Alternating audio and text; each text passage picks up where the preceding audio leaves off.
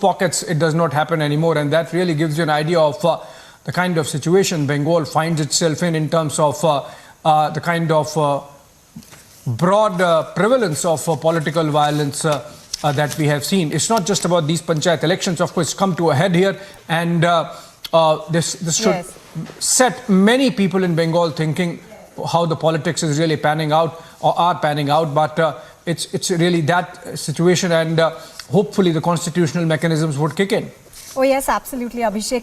Deepthi, if I could come to you now. Deepthi, you know, what's been stunning, of course, is that there were more than 61,000 polling booths.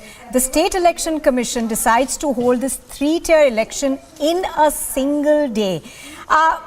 You know, many are questioning whether that was the best way to go about it, whether there was mismanagement to begin with at that level. You know, Nupur, I don't think that possibly could be a valid argument, though the role of the State Election Commission again has been under the radar. A lot of questions have been asked of him of late, and all that we've seen from him, Nupur, is a meek response. Now, I was just looking at the data that essentially is telling us who's leading where and how many seats. The TMC for the moment leading in 461 Gram Panchayats, followed by the CPIM in 108, the BJP 92, the Congress in 12. So, you know, this really tells you that there is a contest. And I think another interesting point that we let Tushar opine on in just a moment is a number of unopposed seats. So last time around, when you had the panchayat polls in the state of West Bengal, 34% of the seats that were won by the Trinamool Nupur were unopposed. Now what this means, that is on those seats you actually had no competitor. It was TMC versus no one. The reason why the TMC was able to win those, you know, seats completely without a fight. Now what happened the next year is when you had the Lok Sabha election, that is where the BJP picks up 18 Lok Sabha seats, the highest ever tally, something that many said again is a clear statement on Mamata Banerjee and the growing dissent in her own camp.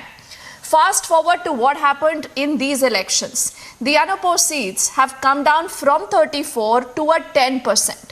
Now there are clearly a lot of conspiracy theories here, but very interesting. And like I said, I would want Tushar to opine on this. When 34% of the unopposed seats come down to 10%, there is a larger sense, you know, people are saying Mamata Banerjee this time ensured that you have more people filing in the nominations from the left, from the Congress, to essentially ensure that, you know, the BJP somehow can be kept out. On the other side, the left and the Congress have said there is a tacit understanding between Mamata Banerjee and the BJP. The reason why, despite the central forces being on ground zero, you have seen the kind of violence. So let's take that point to Tushar if possible. Tushar, West Bengal, a very critical state also for the BJP. The BJP has huge plans in Bengal. The last time around, like I said, they picked up 18 seats. No one thought the BJP could do something as spectacular as that. Mamata Banerjee realized that.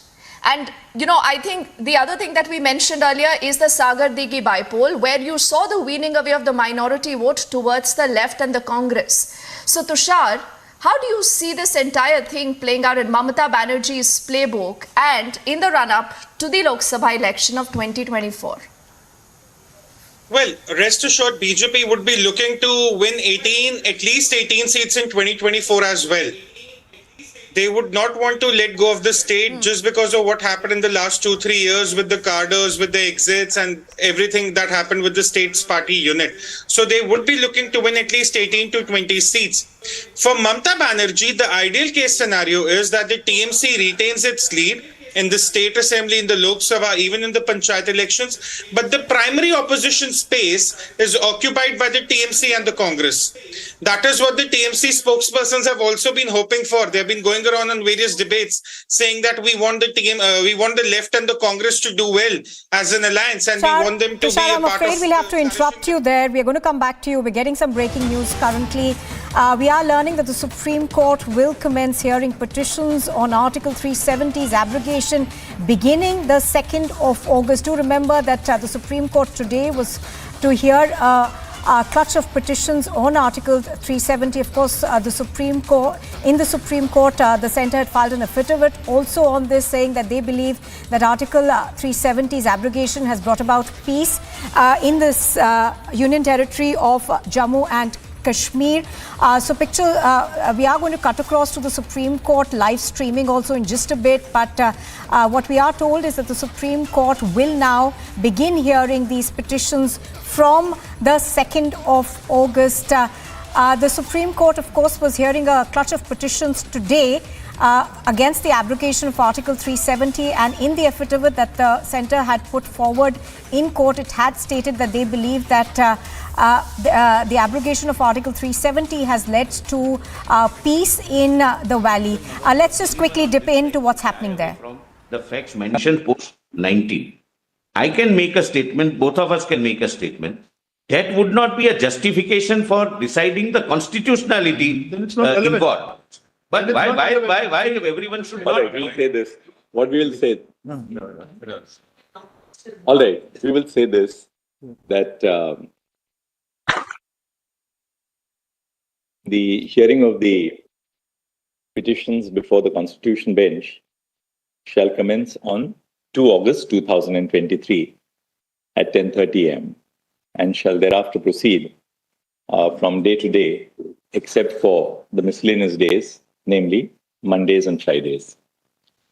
Full stop. Next. It has been agreed that Mr. Prasanna, Learned Counsel, assisting on the side of the petitioners, and Mr. Kanu Agarwal, Learned Counsel, assisting on the side of the respondents, shall be the nodal counsel for the preparation of common convenience compilations. Full stop. Since convenience compilations have already been prepared earlier, should any of the council seek to add to them, this shall be done positively by 27 July 2023. Full stop. The nodal council shall ensure that the convenience compilations are indexed with the are indexed and paginated to facilitate the hearing. Full stop. All the learned counsel shall be at liberty, shall be given copies of the convenience compilation, so indexed and paginated, immediately after the compilations are prepared. Full stop. Once the convenience, full stop, the convenience compilations shall, written submissions shall also be filed on or before 27 July 2023. Full stop. After 27 July 2023, no further documents, no further additions to the convenience compilation shall be permissible, and the arguments shall proceed on the basis of the status of the record as on 27 July 2023.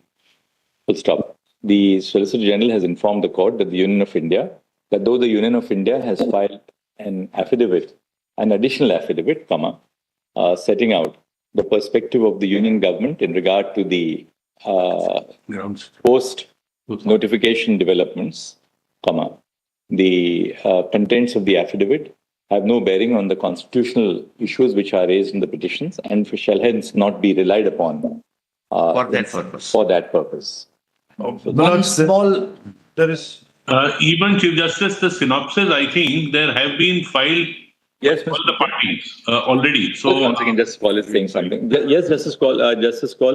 Permit me to allow you speak. Just 1 second. Justice Kaul was saying something because he's online. In view of the stage which this matter had reached, Chief Justice, the synopsis also had been filed by the parties. That's right. So unless they want to supplement it, both sides had filed, at least especially the petitioner side had almost completed arguments. So the synopsis were already filed. So they may look at whether they want to rely or, somewhat alteration the same. May not be. Paul says if you don't want to supplement from... We need to supplement. There have been subsequent judgments which have come in the last 2 years, which we have to rely on. That's right. Supplement if required. So that we've already said now. At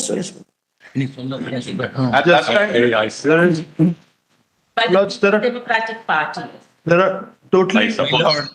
Sorry, one. Lord, Any additional material which is permitted to be filed by the date so prescribed shall be filed only through the nodal council. The only concern in asking this kind of an indulgence is, I suppose in a matter like this, in the course of an argument, a perception or a perspective on how look at a constitutional provision, or even development taking place earlier or later, how they could be seen in a particular perspective will be matter for the court and the council to assist the court. Yes. Therefore, to foreclose everything at this stage would be little problematic. Right? No, let Foreclosing there the be a documents. That's what I'm saying. no only document. Mr. Attorney General, it will become impossible because if people start, filing things. I think this is now, let us follow this as a modality for Constitution Bench hearings, that at least a week before the hearing starts, everybody is aware of what they're going to argue, and then you conclude it with that. there are 20 All right, only one last thing which I wanted to suggest was this. Apportionment of time. Yes. I think that's very important. I would suggest that on the side of the petitioners, you must sit down together, decide who is going to argue what Mr. point. Ramachandran is leading us. The order in which arguments should be addressed should be given to us in advance by the nodal council. Likewise, on the side of the respondents. And please apportion time between yourselves. We might do that before we commence the hearing. On this but side rather also, we'll on this side also will. My lords, do that so that we can. We've done it My before, lords, we'll do that. We have 23 Gopal, just give me a petitions minute. followed in this list, of which 14 of them are the challenges, the 370 challenges. 8 of them are prior in time, which are challenging Article 35A. Those actually can await the outcome of these 14. Correct. Because if we succeed here, then those have to be heard. If we fail completely here, then those become infructuous. They are on the list. I have, in fact, broken the copy. You can hand it over to the court master. And perhaps what you can do is this can be added in the convenience compilation so that instead of now Taking taking at this documents, stage may not, perhaps, my lord, all convenience Lord, compilations taking, my lord, shall be would be- prepared. All convenience compilations shall be exclusively in the electronic mode. Later. National Your Lordship, Mr. Dwivedi, we'll do that. We'll decide that after the matter opens. We'll not do anything like that right now. My lords, Your Lordship, bookmark 30 Your minutes, Lordship. just 1 minute. Army National Congress, the leaders were under arrest at the time the hearings were going on. Finally, they have been able to sign off on the writ petition. We filed that. We have a tidy number. Notice may be issued now. No, let us see, my lord. I do not know. Nobody was under arrest Why don't you for do this? 3 years. It's issues of constitution. Dr. Guruswamy, question of constitutional validity is common in all these matters, or most of them. Give a copy. Just give a copy to the Or solicitor she general. may file an intervention because We to have- say that. Whether we treat it as a petition or an intervention, there is a common counter. Just give a copy to the learned solicitor I have no general. difficulty. I am only, my lord, There is perturbed also by the an fact. impeachment, my lord. My lord, I am My only, lordship. We just told you what to do. Give a copy to the. I've taken, my lord, I'll take the copy. There is no difficulty. Taking a copy is not a problem. Mr. Mehta, just 1 minute. Inside. That's important. There's an impeachment by the people. It's an order, my lord. Kindly see. Your Lordship. It's a political party. All right. Insofar as the impediments are concerned, please take it that we are not going to shut anybody out like Very. this. But everybody will have to ration time. Yes. Because once the first 2 or 3 council have argued the matter, then the others know what has been covered, what ground has been covered. Correct. Therefore, but time has to be apportioned. absolutely, Otherwise, not we did it in the same-sex marriage case. No, already passed an order. But there, Shah Faisal. but there is only a minute. There is also. all right. One thing. The 2 nodal council, Mr. Prasanna and Mr. Kanu Agarwal, insofar as the intervention applications are concerned, Yes. please ensure that the intervention applications are also given to the nodal council. You can prepare in the index a separate head for the intervention applications, number, who it has been filed, and the arguing council. So And that possibly- ideally, if possibly both of you can tabulate for us what the essence of the intervention is, that will facilitate. Only one There's one aspect. small housekeeping detail, minutes in the lead petition, in the first petition in which I am appearing. Out of 7 petitioners, 2 petitioners have moved applications to be deleted. Those may be allowed minutes, and we'll give the amended cost title. So now 5 petitioners will remain out of 7 the cause title will have to change accordingly. Those who want to be deleted would like to be deleted today. What is the IA number? And who are the two petitioners? Who are the two petitioners who want to be deleted? One is Dr. Shah Faisal, the first petitioner, and Ms. Sheila An IAS officer working in the ministry. Therefore, he possibly doesn't want to continue. We have no objection if there are other petitioners, and others can argue. Number 3, Sheila Rashid. These two don't want to continue. 5 others will continue. IA number le lijiye. Numbers 1 and 3. 1 and 3 naam le lijiye. Seem to be deleted from the array of parties. The application for deletion 1099 is not opposed. Full stop. The application for deletion is hence allowed. And we'll file amended cause title. The amended cause title shall be filed within a period of 1 week. Grateful. Lord, it's my duty to bring to your lordship's notice. There is a judicial order passed by your lordship's Lord, in this group of matters, which says the registry is directed not to entertain any other writ petitions on these issues in future. Therefore, I was saying that she may file an intervention. Ultimately, she wants to be heard. Nobody would object, Ms. Guruswamy, to be heard. Because otherwise, there would be many petitions coming, thereafter. You can treat your writ petition as an intervention application. So then I'll not oppose the is that you have to be heard. We'll hear you. And so that in that petition you say. Otherwise, many more will come. That's the intervention application. And shall be renumbered. I think because otherwise there will be constantly get new petitions. My lords, because this batch of cases is known as with Shah Faisal's name, because that's the lead petition, it's going to change now with his deletion. I had a suggestion. In these large batch matters, if you can just put it in re the issue and that can be the heading. This concerns Article 370, it can be in re Article 370 because every time the name changes, very difficult to keep track of where. There is one petitioner who is already there to request your lordship to treat him as a first petitioner. That may be different. Online, fastest finger first. That I filed it first, so it's. Article 370. Lord, last time, my Lord Justice called, my Lord very aptly said that you are doing that fastest finger first. You file it first. We'll call this as in re Article 3. In re Article 3. Yes. With the consent of all learned counsel and at their request, the cause title of the proceedings for convenience of reference shall be as follows, into inverted commas. In re Article 370 of the Constitution. One of the petitions passed we have to file. We may be permitted to file an application. Bringing? Somebody has passed away. One of the petitioners passed. All right. They need a petition a bit. Your Lordship. Just delete that person. That's to come in a petition of this nature. Your Lordship. There is no list. The permission to delete so and so is granted. The petition would abate. Alas can't come, my Lord, in a Your Lordship. Petitioner number 2. Just write it down for the court master so we don't make a mistake on the name. Once you have submission, we filed the intervention application 2019. We want the reasonable time to also be given opportunity of it. We've just said that, but the interveners, we will ration time. The two nodal councils shall prepare a list of interveners. So if there are 500 interveners, we can't give everybody time to argue in the intervention application. We'll see what to do. Increase the time filing of the fresh petitions, so we file later on the intervention. So all right, we'll see when it opens up. We'll decide at the end how much time to allocate to the interveners. We'll hear the main council first, and then we'll see what to do thereafter. Very I think that. 2nd of August. 27th is the day for freezing all the submissions, pleadings, etc., and submissions and the case law compilations. No further pleadings shall be filed, and we have recorded the statement of the SG that does not have a bearing on constitutional. Not the constitution. Of course not. Your Lordship. So second, we will start. Your Lordship. You want to withdraw an IA? You want to withdraw an IA? Yes. Why? What is the IA for? For intervention.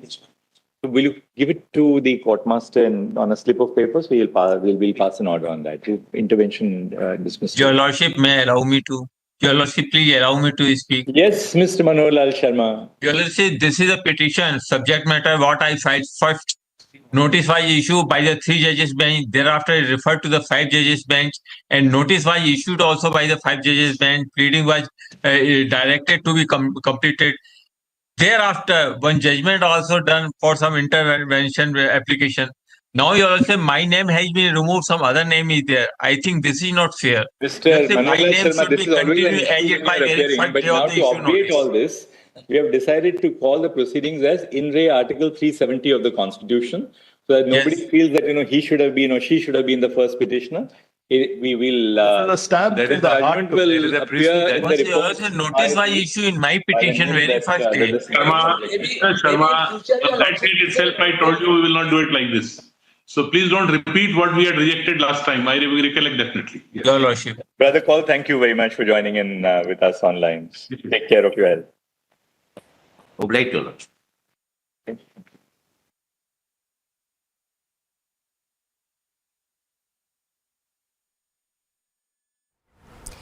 So here are the main points that have come forward from the hearing in the Supreme Court. The 5-judge Constitution bench, I beg your pardon, will now begin hearing the case. It will start hearing the case from the 2nd of August. The deadline for written submissions in this case is going to be the 27th of July. That is a week before hearing commences. Also, we are now learning that the affidavit of the government that it had submitted on the conditions in Jammu and Kashmir post the abrogation of Article 370. The Supreme Court believes that has no bearing on the constitutional questions that have been raised in the petition. So that is not something that's going to be considered. The 5-judge Constitution bench, of course, will now begin hearing the case on the 2nd of August. It looks like it's going to be a day-to-day hearing as of now, and we'll wait for our correspondents to confirm to us that. But the court has also set July 27 as the deadline for the written submissions in this petitions. That will be heard. So the court essentially was of the view that before it commences hearing these batch of petitions every day, it would want all written submissions to be submitted before it on the 27th of July. The Supreme Court has also appointed 2 lawyers to help with the hearing. So the abrogation of Article 370 and the constitutional question around it is going to be heard on a daily basis from the 2nd of August. Let's go also across to our senior executive editor Abhishek Kapoor, who's joining us on the broadcast from our Delhi studios. Now, Abhishek, important notings there from the Supreme Court. First, of course, we know that a 5-judge Constitution bench is going to be hearing the case. But essentially what the court said was that the affidavit that has been filed by the centre on the conditions that prevail in the valley post-abrogation of Article 370 is not something that is going to be going rather to have a bearing on the constitutional questions that have been raised by the petitioners in this case.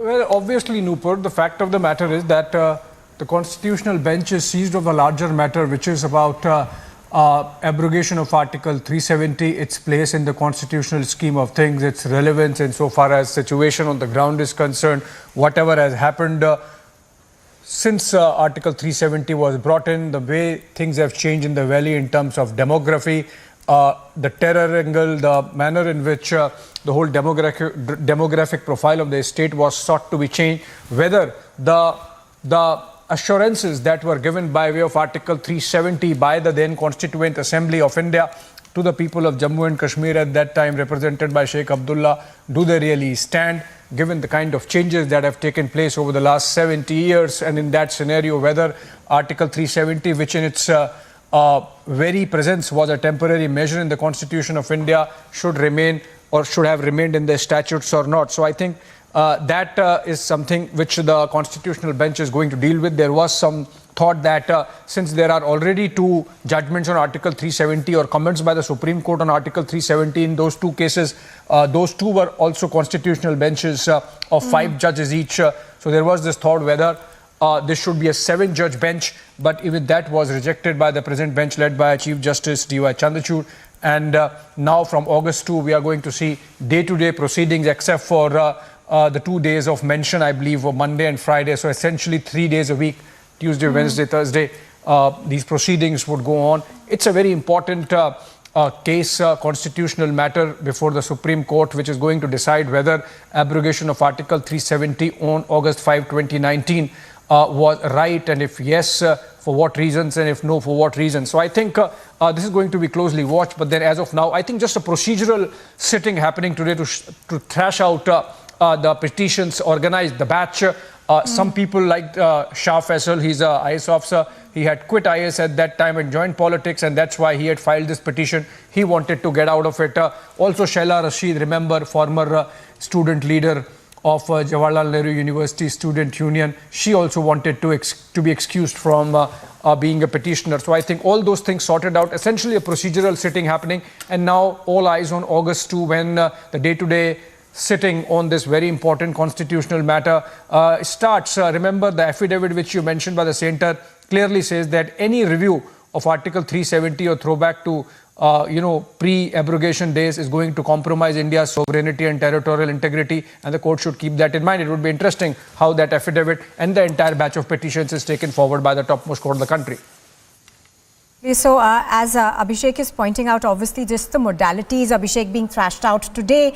But Abhishek, we are also given to understand that this is going to be a 5-judge constitutional bench as opposed to a 7-judge bench that was, perhaps being deliberated upon. But D.Y. Chandrachud, the Chief Justice of India, extremely firm on that aspect of it. What we are also learning is that the Supreme Court has now appointed 2 advocates as nodal counsels for the preparation of the common convenience compilation, I beg your pardon, of documents. So essentially, all those modalities are being thrashed out, Abhishek. Yeah, so as I said, this was just a procedural sitting because remember, it's been about 4 years since these petitions came in and the Supreme Court did not pick them up. And now when it is decided, so obviously the whole issue needs to be organized as it happens. The petitions need to be organized first. Those who want to remain part of the petitions can remain. There would be some more intervening applications, as was being discussed, that some people want to join in. And the Supreme Court has kept a deadline of 27th of July for all those issues to be sorted. And that's why those nodal officers essentially assisting the court in getting this batch of petitions organized and the hearing to begin on August 2. The issue of whether there has to be a 5-judge bench or a 7-judge bench has already been decided, Nupur, so that's not a matter of debate anymore. And I think we are going to see day-to-day proceedings beginning August 2 and a quick clarity, hopefully, on the status of abrogation of Article 370, which was done by the Modi government on August 5, 2019. Right, Abhishek. All right. Thank you so much for joining us with all those inputs on that significant development that has just come in. Remember, Article 370 case is in the top now, and the hearing will begin from the 2nd of August.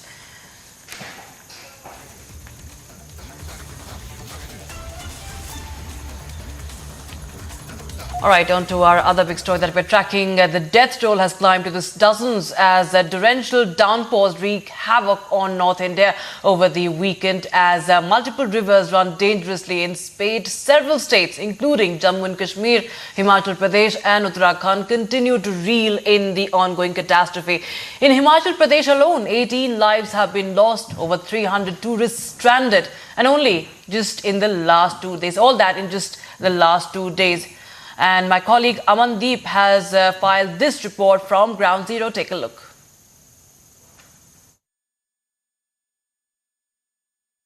Evacuation is still underway. Relief and rescue operations are still underway in Himachal Pradesh due to flash floods. And in fact, government has set up several relief camps where the people who were stuck and stranded in the dangerous places, they have been brought here. And I am reporting from one of the relief camps that is set up in Mandi, Beas Sadan. I would like to show you, we are just standing outside that relief camp, Beas Sadan, and where 100 to 150 people brought here, rescued from the different places, even the isolated places in Mandi, and even brought him to the safer place and given the shelter, providing them the food and providing them the shelter. And you can see the visuals. This is how the relief camp has been set up by local administration for the people who were stranded at the different places from past 3 days, and still the process is on, and still the operations are going on, and people are coming here, and even the administration is providing them the places to sleep and providing them the food, shelter, everything. Small children's kids are also here. The families have entirely evacuated from the dangerous places. You can see this is the overall situation of Himachal Pradesh. In fact, this is the place, one of the relief camps in Mandi. We will try to speak to these people who have been evacuated from the different places, from the isolated places, and try to know their own stories, how they have stuck and where they have been rescued from, just because they have seen this havoc very closely. They are the witness to this rainfall havoc in Himachal Pradesh, and finally they have landed in the relief camps. Sir, क्या नाम है जी आपका? सूरज। सूरज जी, कहाँ से हैं आप? ब्यूली से। कहाँ फंसे हुए थे आप? कब यहाँ पे पहुँचे? हम कल क्या है इधर, मतलब परसों के फंसे थे, हम कल आए, पर एक्चुअली कि हमारे को पुलिस वालों ने कल भेजा, पर ऐसे कि आप इधर जाओ जी। तो कहाँ फंस गए थे आप? मतलब आपके घर के पास, घरों में घर टूट गया, हमारे तहस नहस हो गया सारा कुछ। हाँ जी। आपने क्या संपर्क किया था पुलिस को? नहीं, पुलिस वालों ने खुद सहायता की हमारी आके। खुद आके सहायता की? हाँ जी। बच्चे, सारा परिवार है आपका? कुछ उन्होंने कल भेजा गया। तो घर कैसे गिरा आपका? कि लैंडस्लाइड हुई थी? कैसे? पानी के साथ, बाढ़ के साथ। बाढ़ के साथ? हाँ जी। पानी आया और लकड़ वगैरह और सब कुछ तहस नहस कर गया सारा कुछ। पूरे सबके घरों बारों में पानी घुस गया, इधर उधर सारा तहस नहस कर गया। हाँ जी। So we will try to speak to more people here and to know their more story. आप कहाँ से हैं जी? मैं नहीं बोल सकती किसी और से। आप कहाँ से हैं जी? सर, हम मंडी से हैं। मैं चाहता हूँ सबको ज़मीन मिलनी चाहिए अपने अपने घर के लिए, और सब बेघर हो गए हैं, सबका लोगों का सामान बेच गया है, और ना खाने के पास किसी के पास पैसा, ना कुछ। जिसका पैसा था, पैसा पूसा सब बेच गया है, और मान के चलो कि किसी के पास रहने के लिए इस टाइम घर नहीं है, कुछ सुविधा नहीं है। मान के चलो कि ज़मीन मिलनी चाहिए सबको, और सबके लिए अच्छा कारोबार मिलना चाहिए इस टाइम। कहाँ फंसे, कहाँ थे आप?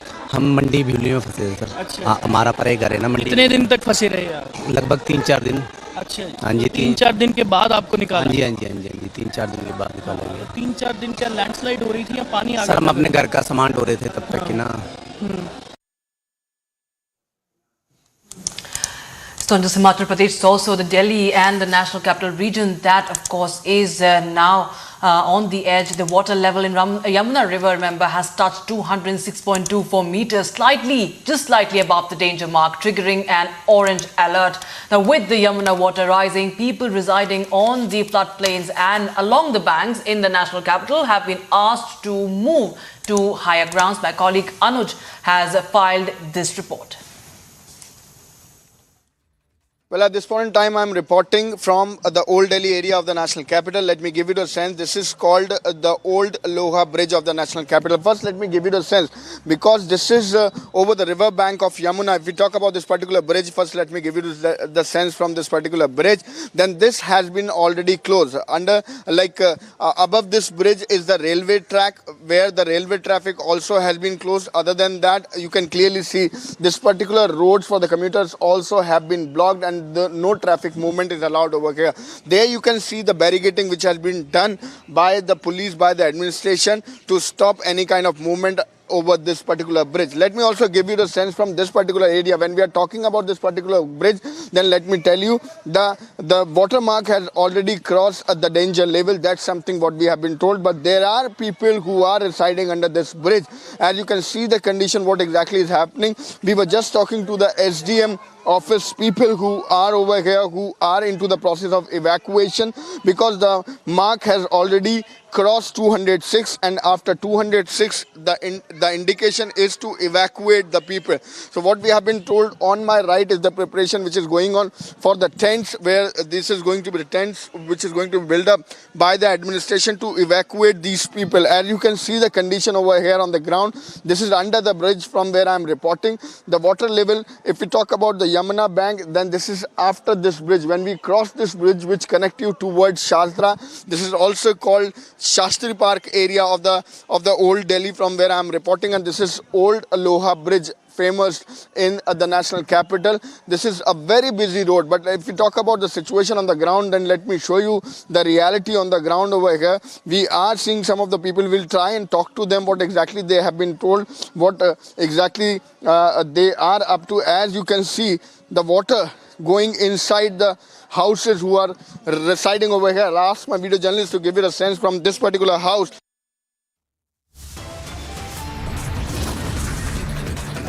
Stepping to a short break. On the other side, we continue our coverage on Bengal, where violence continues unabated. Over 40 people have been killed in poll-related violence. All eyes are now on the Panchayat results today. Stay tuned.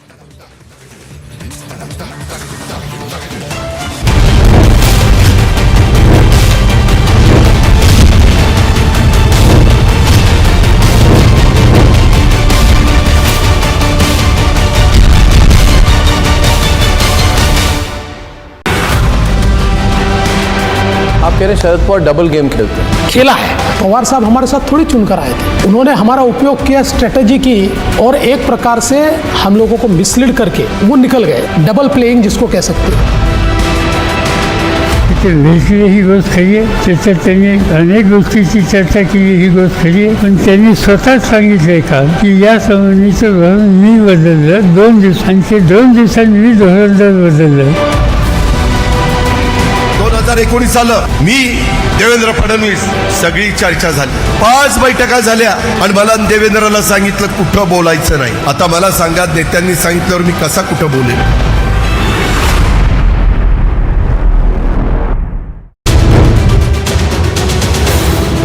I have seen many things. I have made an assessment. I will state it at the right time, in the right manner. I came here for a simple purpose.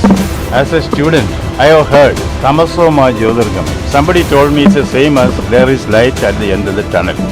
As a humble student, I wanted to ask my learned professors what it is.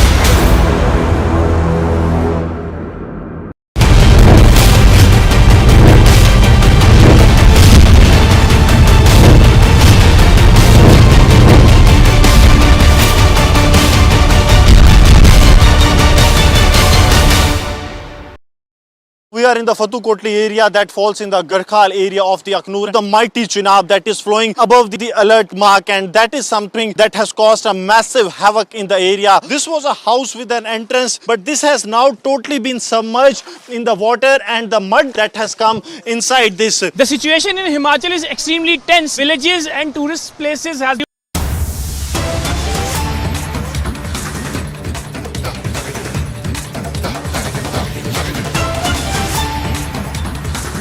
Breaking news at this point in time, this coming in. Assam Chief Minister Himanta Biswa Sharma has tweeted on Bengal violence. He said, tweeting, and I quote, "Yesterday, 133 individuals who feared for their lives due to violence in Panchayat elections in West Bengal sought refuge in Dhubri district of Assam.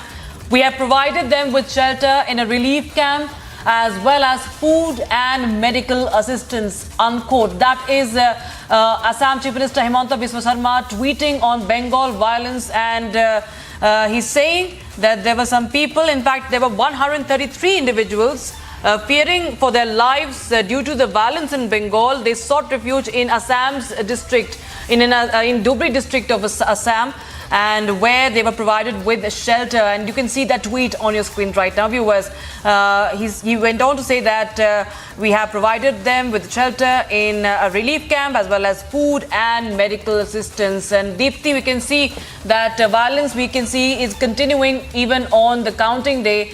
And there are people now who are taking refuge in Assam, it seems, as far as what the Chief Minister is right now tweeting about. Yes, so this does tell you that, this entire violence comes with a cost. It's not just the economic cost, but the human cost. You're looking at number of people who've lost their lives, number of people who are so scared that they need to flee their, abode. And there are also images later that have come in, Rakshita, that show you that the West Bengal officials are actually trying to get these people back, but they refuse. They are so scared of their lives.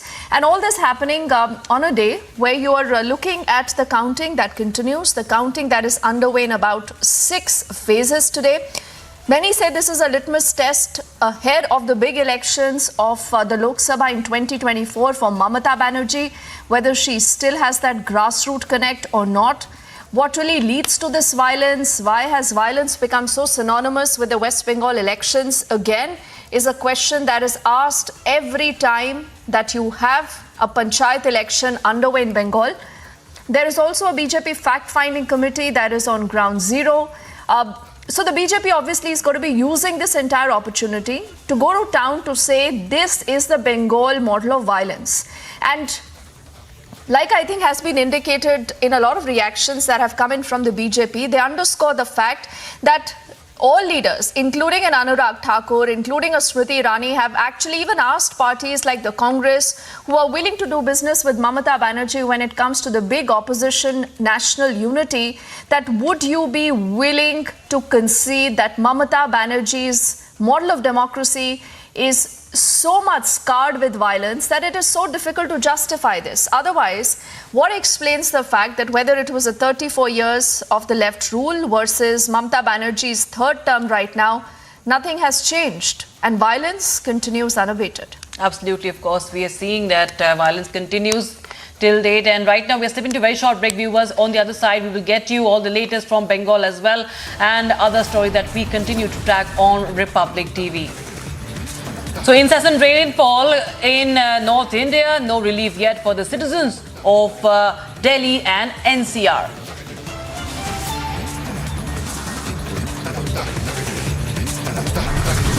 And prices of tomato continue their unabated rise, is now ceiling at 200 rupees a kg as rain disrupts the supplies. We'll get you all the latest on that and much more on the other side. Stay tuned.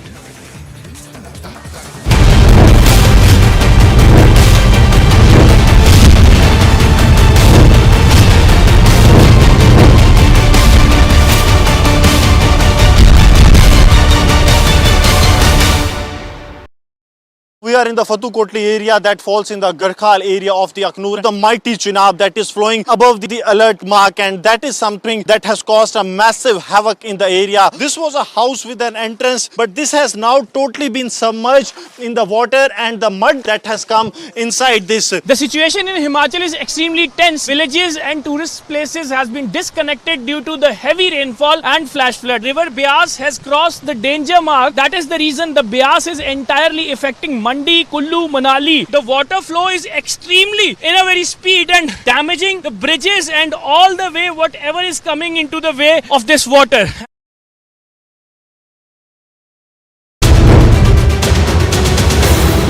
I have seen many things. I have made an assessment. I will state it at the right time, in the right manner. I came here for a simple purpose. As a student, I have heard Tamasoma Jyotirgamam. Somebody told me it's the same as there is light at the end of the tunnel. As a humble student, I wanted to ask my learned professors what it is.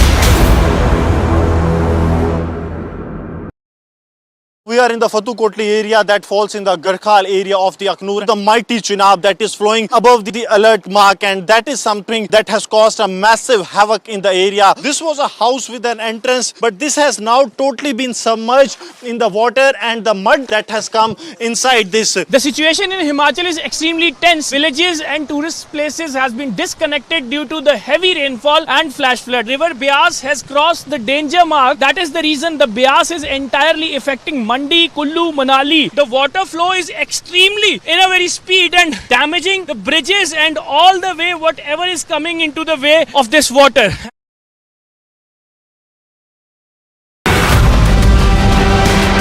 आप कह रहे हैं Sharad Pawar double game खेलते हैं? खेला है। पवार साहब हमारे साथ थोड़ी चुनकर आए थे, उन्होंने हम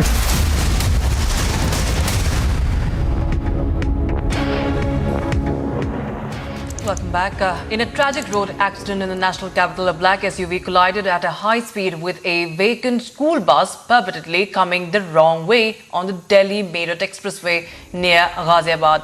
5 people have lost their lives in the horrific crash. Here's a report on that. At least 6 people were killed in a tragic car crash. The incident took place in Ghaziabad on the Delhi-Meerut expressway, when an SUV collided with a vacant school bus. An 8-year-old child who was injured in the accident was taken to a hospital in critical condition. इसमें 6 लोगों की मौके पर मृत्यु हुई है, 2 गंभीर रूप से घायल हैं। इसमें बस का जो चालक था ये दिल्ली के गाजीपुर से सीएनजी भर करके रॉन्ग साइड आ रहा था और जो ट्यूबी मेरठ साइड से आ रहे थे लोग, इनको जाना था गुड़गांव। यहाँ गाजियाबाद में बहरामपुर के ऊपर एक एक्सीडेंट हुआ है। इसमें बस वाले की गलती है, ये दिल्ली से ही रॉन्ग साइड आ रहा था और दूसरा इसका जो ड्राइवर है, ड्राइवर को पकड़ लिया गया है। The video of the incident was captured on CCTV camera. The bodies of the deceased have been sent for post-mortem for further investigation. Bureau Report, Republic TV.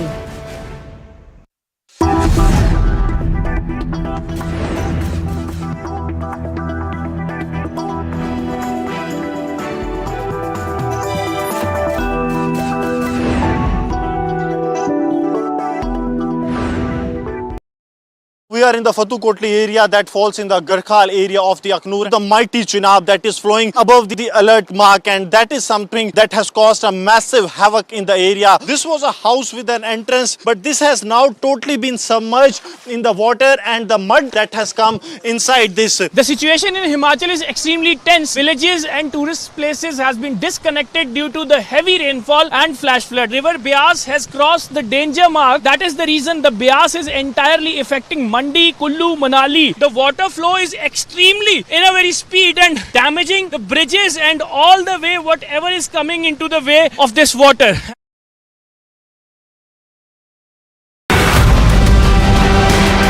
आप कह रहे हैं शरद पवार डबल गेम खेलते हैं। खेला है। पवार साहब हमारे साथ थोड़ी चुनकर आए थे, उन्होंने हमारा उपयोग किया, स्ट्रेटेजी की और एक प्रकार से हम लोगों को मिसलीड करके वो निकल गए। डबल प्लेइंग जिसको कह सकते हैं। ही गोष्ट खरी आहे, त्याच्यात त्यांनी अनेक गोष्टीची चर्चा केली, ही गोष्ट खरी आहे, पण त्यांनी स्वतःच सांगितलंय का की या संबंधीचं धोरण मी बदललं 2 दिवसांचे 2 दिवसांनी मी धोरण बदललं। 2019 सालं मी देवेंद्र फडणवीस सगळी चर्चा झाली, 5 बैठका झाल्या आणि मला देवेंद्रला सांगितलं कुठं बोलायचं नाही। आता मला सांगा, नेत्यांनी सांगितल्यावर मी कसा कुठं बोलेन?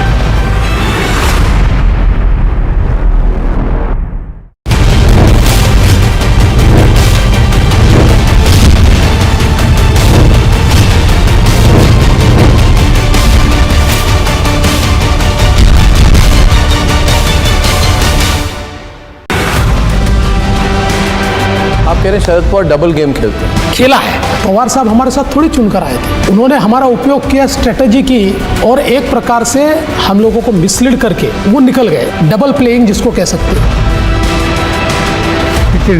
ही गोष्ट खरी आहे, त्याच्यात त्यांनी अनेक गोष्टीची चर्चा केली, ही गोष्ट खरी आहे, पण त्यांनी स्वतःच सांगितलंय का की या संबंधीचं धोरण मी बदललं 2 दिवसांचे 2 दिवसांनी मी धोरण।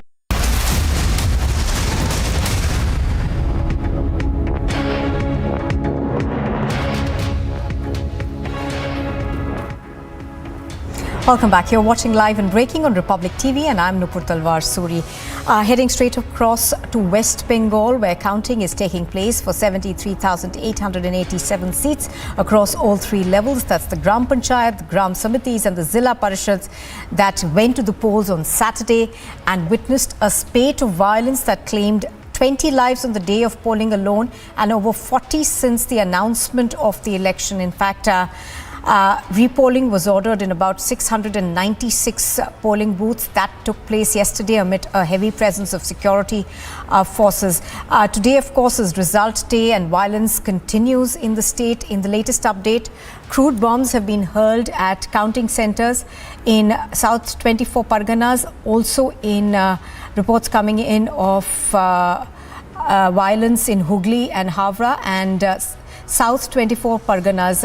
Meanwhile, the governor, of course, is visiting the violence-hit areas of South 24 Parganas. Let's listen in to what he said.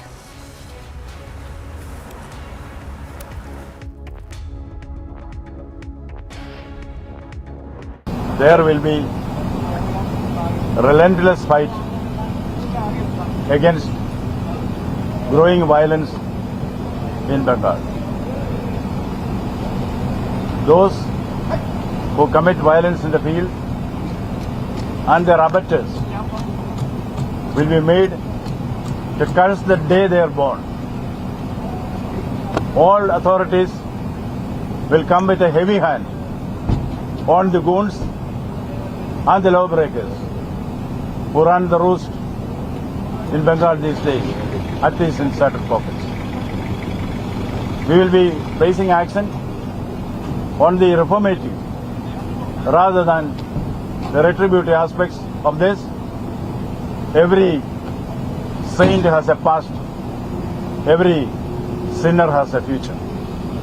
This will be the note which will sound in this attack against violence which is going on around.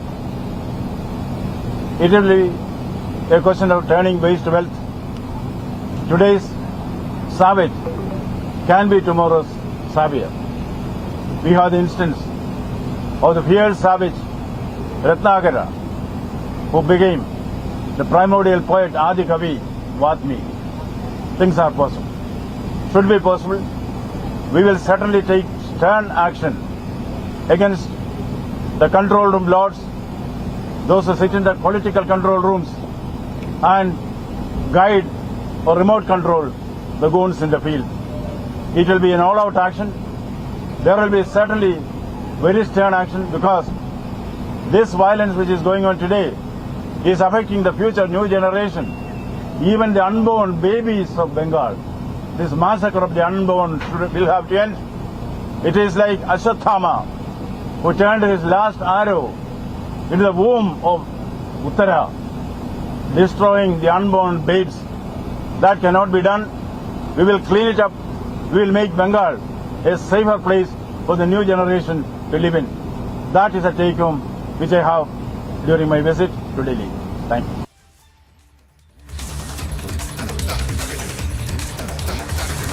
All right, so news just coming in. We are getting more information about a BJP candidate being dragged out by the police in Barrackpur. Not just that, we're also getting more information on what's taking place in the North 24 Parganas, that is Bongao area.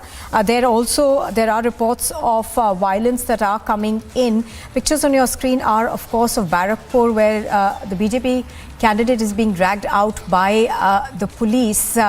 At the moment, of course, the TMC appears to be firmly in the lead all across West Bengal. Let me go across to Harsha right now to get an update on the situation. Harsha, pictures that we see on our screen are from Barrackpur, where the BJP candidate is being dragged out, but similar instances are being reported elsewhere as well.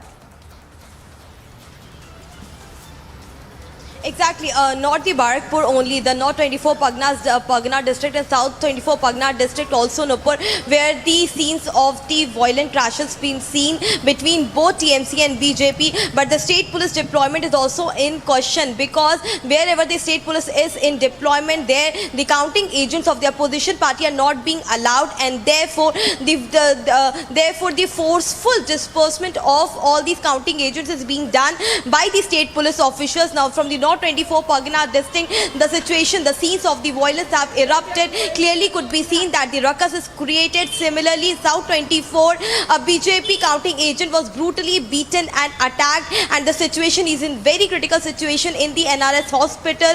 And the North 24 Pargana district, the police had to use lathi charge to disperse the crowd, but TMC right now leading, and TMC counting agent are inside the counting booths, inside the counting center, but the opposition counting agents are not being allowed, and police is also using continuous force on these counting agents.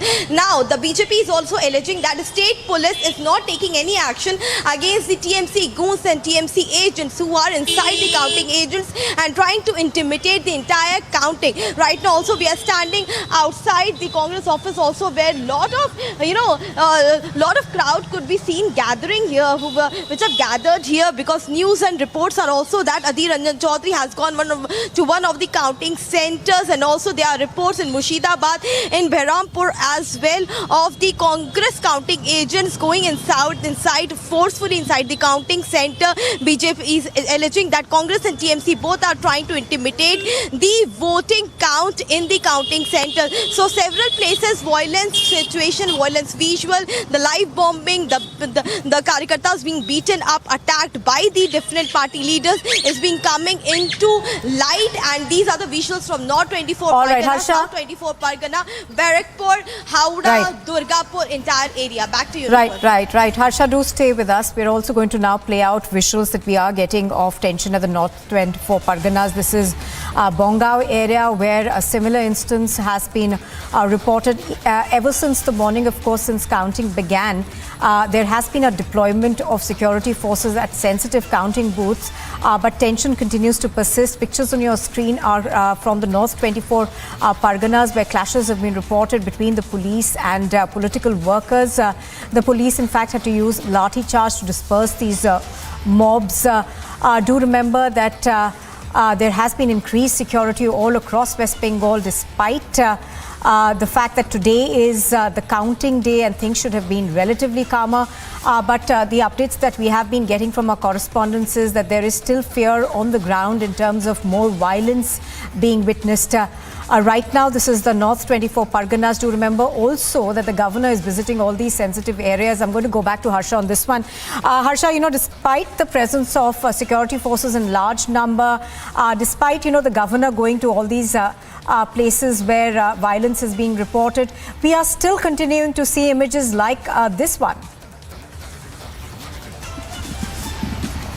Exactly, Nupur, we saw 1 hour back how West Bengal Governor C.V. Ananda Bose was there in the South 24 Pargana district. He went there to today inspect again at the ground zero the situation of the counting center. But visuals at 9:30 a.m. till 10:30 a.m. was from both the places of the violence in North 24 Pargana and South 24 Pargana as well. The Diamond Harbour area, the Bishnupur 1 counting center, the Fakir Chand College, the Kherpur College, these counting centers where the violence could clearly be seen in the same area where West Bengal Governor Ananda Bose visited. Now it raises a lot of questions on the law and order and the safety situation in West Bengal, because since Saturday it is being cautioned that law and order is the subject of state government. State police officials are deployed at various places. Nupur, in total 69,000 central armed forces and state police officials are deployed at various counting centers. But the situation has not changed, and today is the third day.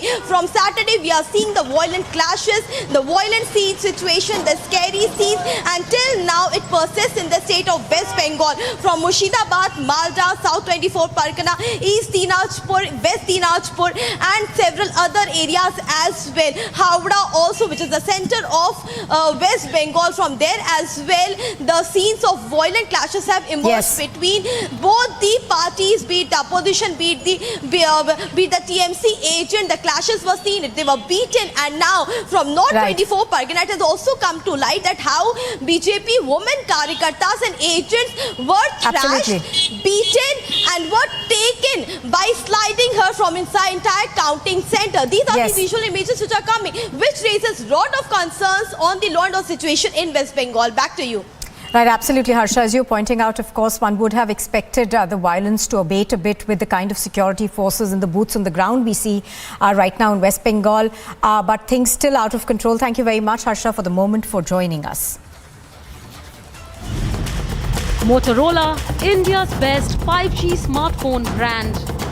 And here's a quick alert that we are getting for the third time in a row in this month. Officials of the Income Tax Department have conducted raids on properties that are linked to the jail. Tamil Nadu Minister V. Senthil Balaji in Karur. The raids were conducted at about 10 locations in the city. Pictures on your screen are of the raids that were conducted in Karur in Tamil Nadu. Do remember that V. Senthil Balaji, of course, has been jailed and the Income Tax Department has been conducting raids against him. This is the third time in a row in this month. Varshini joins us on the broadcast right now. She has more details on this. Varshini, good morning. Tell us more, please. Well, if you say the income tax rates have been happening for the third time in the past month, and we saw how it initially started with searches happening at the residence of Minister Senthil Balaji's brother Ashok Kumar in Karur district. Then almost all the people who were linked to him were also searched in the month of May, during the end of the May month, and then it went on to about 8-9 days, the first set of raids, and then a lot of buildings, a lot of properties were also sealed. But later on June 23rd, properties related to Shakti Mess, who are once again in relation with Minister Senthil Balaji's brother Ashok, was searched on June 23rd. Now, again today, another mess called the Kongu Mess owners and the proprietors and their properties are being searched today by the income tax officials.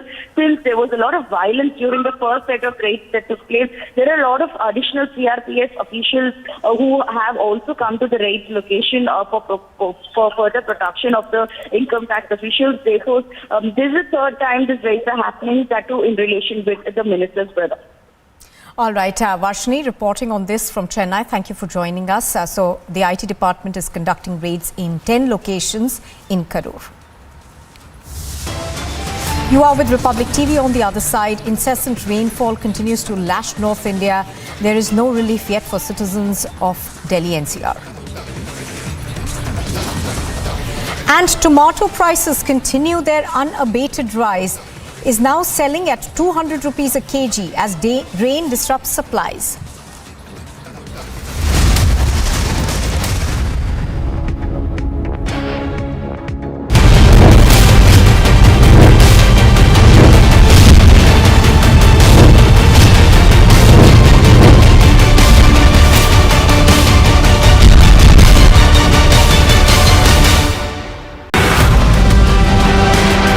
आप कह रहे हैं Sharad Pawar double game खेलते हैं। खेला है।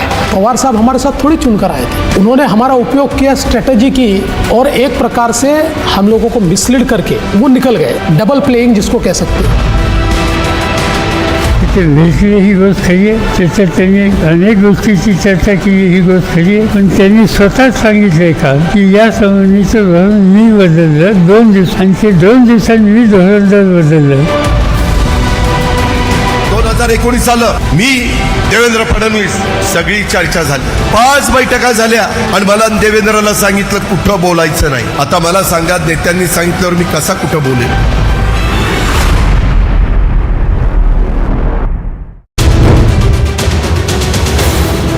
I have seen many things. I have made an assessment. I will state it at the right time, in the right manner. I came here for a simple purpose. As a student, I have heard Tamasoma Jyotirgamam. Somebody told me it's the same as there is light at the end of the tunnel. As a humble student, I wanted to ask my learned professors what it means.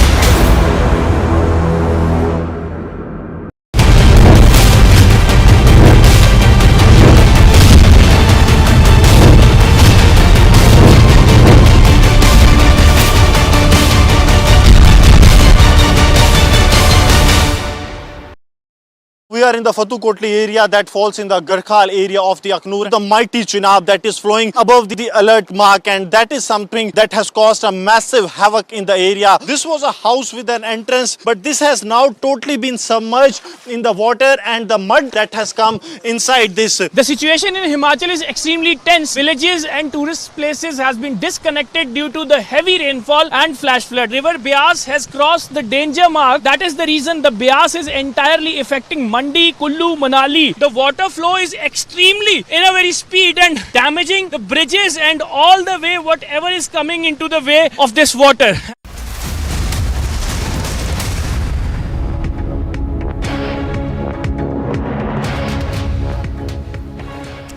And we're now getting the latest update on the Jain monk murder case that has taken place in Belgavi. We are given to understand this BJP has been asking for a CBI probe into the case, and the Karnataka BJP has now also formed a fact-finding committee that will be visiting the area. Do remember that protests were held all across Karnataka to condemn the killing of the Jain monk Acharya Kamakumar Nandi. 2 people so far have been arrested and have confessed to this crime. time. Joining us right now on the phone line is Niranjan. Niranjan, we have seen protests take place throughout Karnataka over this, and Jain organizations, of course, have also been asking the government to essentially give in to 4 demands. But apart from that, we are told that the BJP is now going to send a fact-finding committee as well. That's correct, and it's not just one case. There are at least 2 or 3 cases in Karnataka right now, which are causing a huge uproar in the state of Karnataka.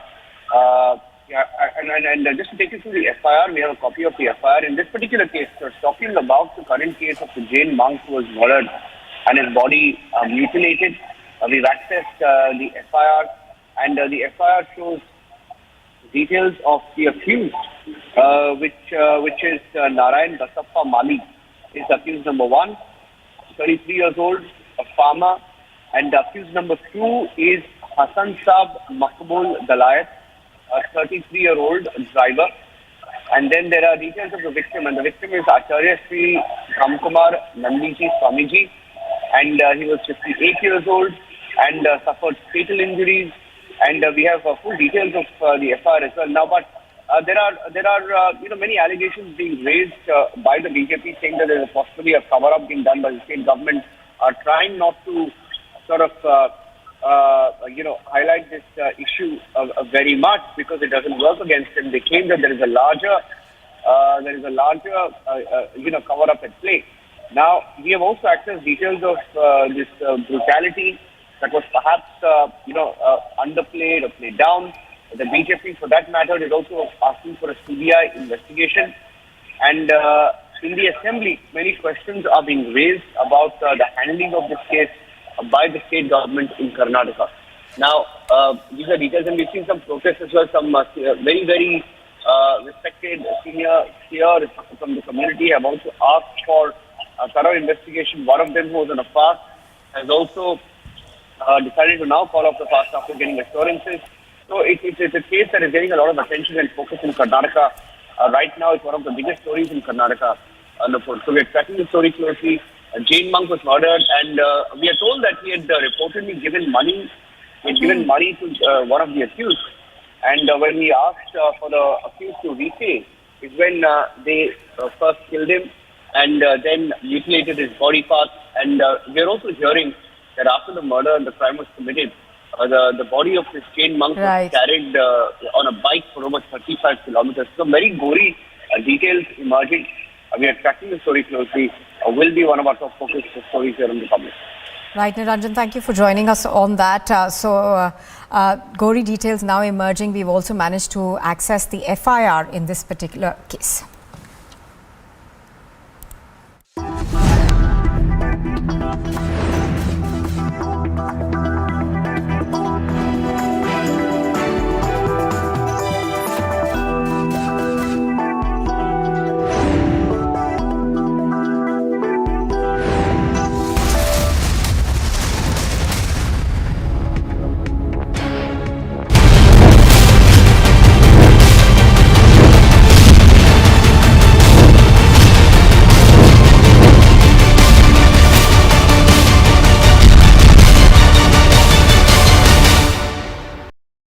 We are in the Fatukotli area that falls in the Garkhal area of the Aknoor. The mighty Chenab that is flowing above the alert mark, and that is something that has caused a massive havoc in the area. This was a house with an entrance, but this has now totally been submerged in the water and the mud that has come inside this. The situation in Himachal is extremely tense. Villages and tourist places has been disconnected due to the heavy rainfall and flash flood. River Beas has crossed the danger mark. That is the reason the Beas is entirely affecting Mandi, Kullu, Manali. The water flow is extremely in a very speed and damaging the bridges and all the way whatever is coming into the way of this water.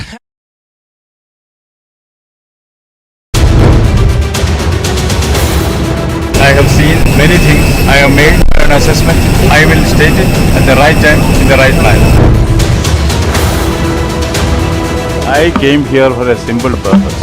As a student, I have heard Tamasoma Jyotirgamam. Somebody told me it's the same as there is light at the end of the tunnel.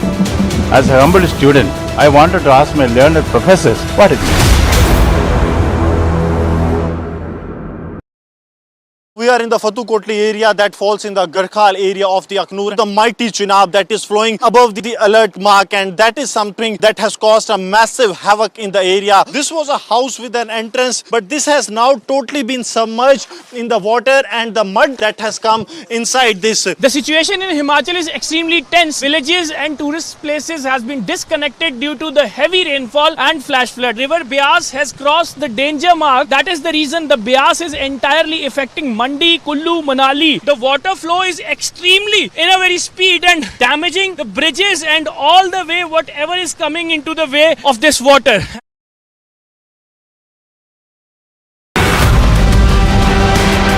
आप कह रहे हैं Sharad Pawar double game खेलते हैं। खेला है। पवार साहब हमारे साथ थोड़ी चुनकर आए थे, उन्होंने हमारा उपयोग किया, स्ट्रेटेजी की और एक प्रकार से हम लोगों को मिसलीड करके वो निकल गए।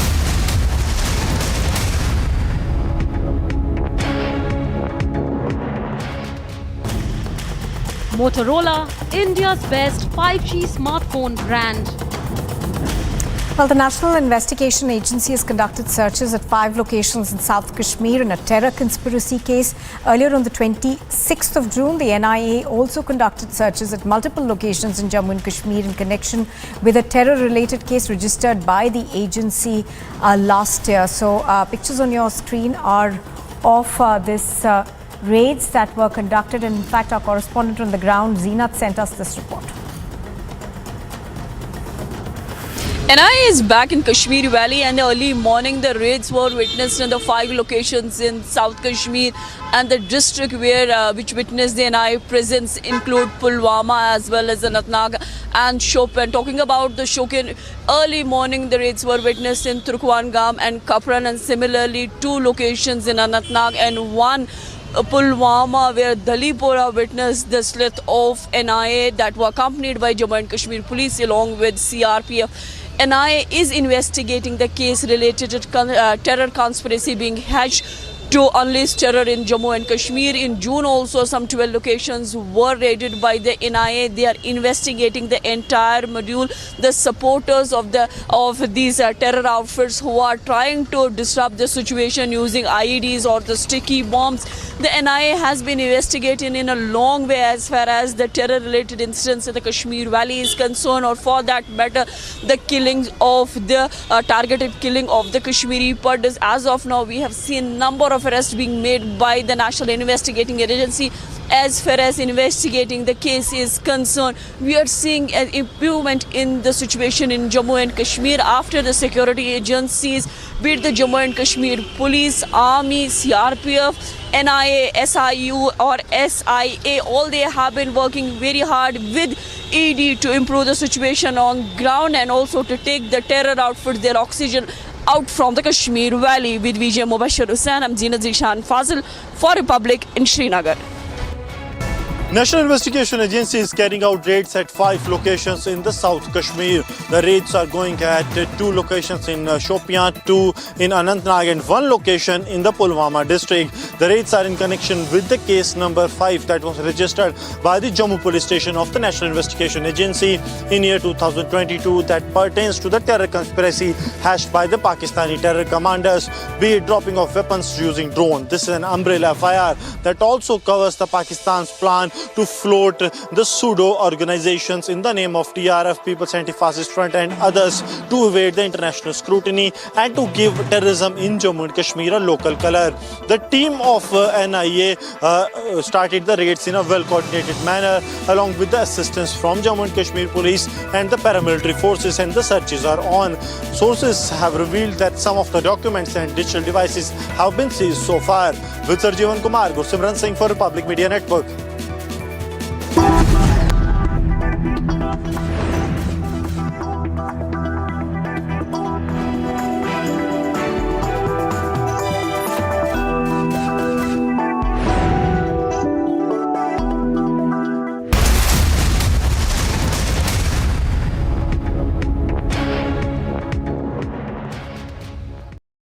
We we are in the Fatu Kotli area that falls in the Garkhal area of the Aknoor. The mighty Chenab that is flowing above the alert mark, and that is something that has caused a massive havoc in the area. This was a house with an entrance, but this has now totally been submerged in the water and the mud that has come inside this. The situation in Himachal is extremely tense. Villages and tourist places has been disconnected due to the heavy rainfall and flash flood. River Beas has crossed the danger mark. That is the reason the Beas is entirely affecting Mandi, Kullu, Manali. The water flow is extremely in a very speed and damaging the bridges and all the way whatever is coming into the way of this water.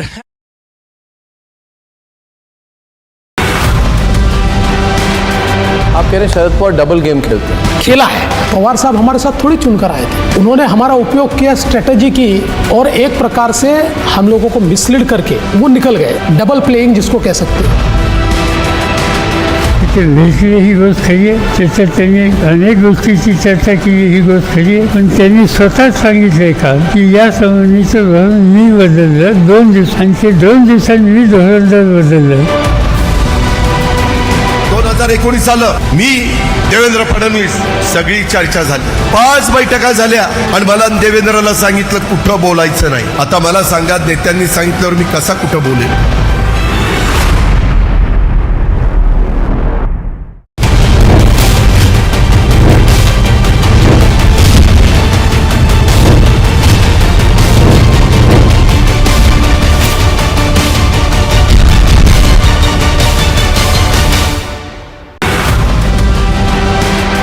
आप कह रहे हैं Sharad Pawar double game खेलते हैं। खेला है।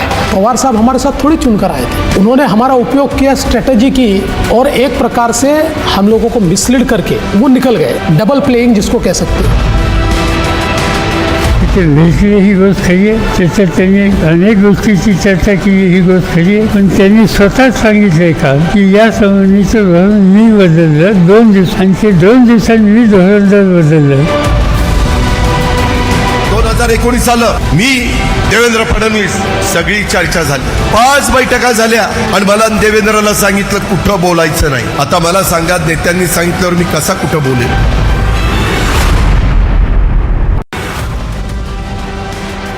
आप कह रहे हैं शरद पवार डबल गेम खेलते हैं। खेला है। पवार साहब हमारे साथ थोड़ी चुनकर आए थे, उन्होंने हमारा उपयोग किया, स्ट्रेटजी की और एक प्रकार से हम लोगों को मिसलीड करके वो निकल गए। डबल प्लेइंग जिसको कह सकते हैं। ही गोष्ट खरी आहे, चर्चा त्यांनी अनेक गोष्टीची चर्चा केली. ही गोष्ट खरी आहे, पण त्यांनी स्वतःच सांगितलंय का की या संबंधीचं धोरण मी बदललं 2 दिवसांचे 2 दिवसांनी मी धोरण बदललं. 2019 सालं मी देवेंद्र फडणवीस सगळी चर्चा झाली, 5 बैठका झाल्या आणि मला देवेंद्रला सांगितलं कुठं बोलायचं नाही. आता मला सांगा, नेत्यांनी सांगितल्यावर मी कसा कुठं बोलेन?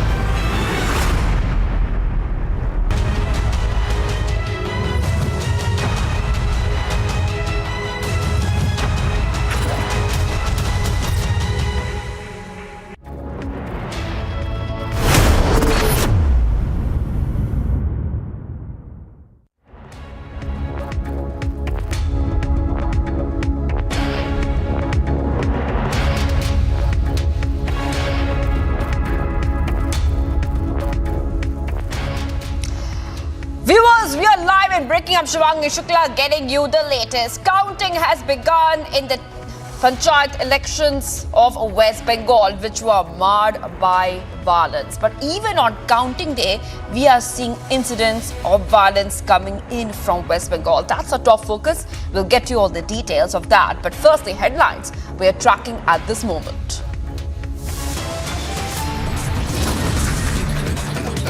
No end to violence in West Bengal. Counting day marred with violence now.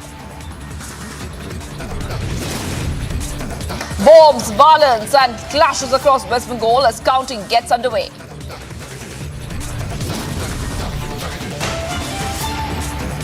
Face off over monk murder in Karnataka. BJP constitutes fact-finding committee.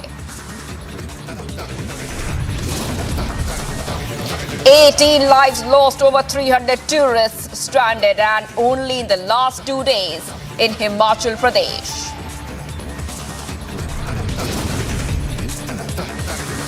Non-stop rainfall continues to lash North India. No relief yet for citizens of Delhi NCR.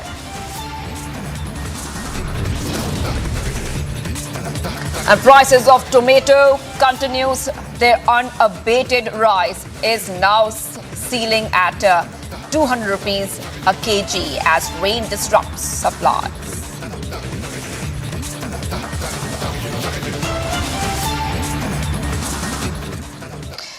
Viewers, let's go to one of our top stories we're tracking right now, and that is the floods, the rain, the monsoon fury that North India has been witnessing. The death toll has climbed to the dozens now as torrential downpour wreaked havoc on North India over the weekend as multiple rivers run dangerously in spades. Several states including Jammu, Kashmir, Himachal Pradesh and Uttarakhand continue to reel in the ongoing catastrophe. In Himachal Pradesh alone, 18 lives have been lost, over 300 tourists stranded, and only the last 2 days this is the situation. Let's go ahead and play out this report from Ground Zero by my colleague Amandeep. From past 3 days, Himachal Pradesh is witnessing the disasters just because the rivers has been overflown and even the rainfall was continued till yesterday night. And in fact, today the rainfall is down, the weather is bit clear, but the damage is quite visible. We are reporting from village Bhuli in Mandi, which is one of the most affected area in Mandi, and where I can show you just because we have reached to the ground where the damage has been happened, and you can see that this house was completely submerged into water. Beas River has crossed its danger level and water entered into these houses and reached up to the roof. And the visible picture is that how this wood has been entered inside the house and water was completely floating. The house is entirely damaged, and in fact the people have been rescued. Yesterday we are reporting from that side of the river and showing you the visuals that how the houses has been submerged into the Beas River and completely deplaced each and every thing in this Himachal Pradesh. And today we have managed to reach to this side of the river which is the most affected area where the Beas has created so much damage, and even we will try to show you inside the house of this house has been completely damaged, and in fact the people have been rescued. And though the situation is entirely grim, though the weather is bit clear here, but still the situation is very much panic. People have been taken into the relief camps, but you can see this is one of the entrances of the house from where I am trying to enter, and you can see this is the common lobby of the house, which is now completely occupied by this wood. And you can see the visuals of inside the house. It has been completely damaged, washed away some of the rooms, and mudslinging inside the rooms. Here you can see also that mudslingings, the wood, and the locals, the house owners are here to inspect the house. When the water level has reached down and it decreased from the danger mark, they have reached here to access the damage, to see their house, what has happened. That was the kitchen. In front of you, that was the kitchen. That is the kitchen, and kitchen has been completely occupied by the wood. You can see.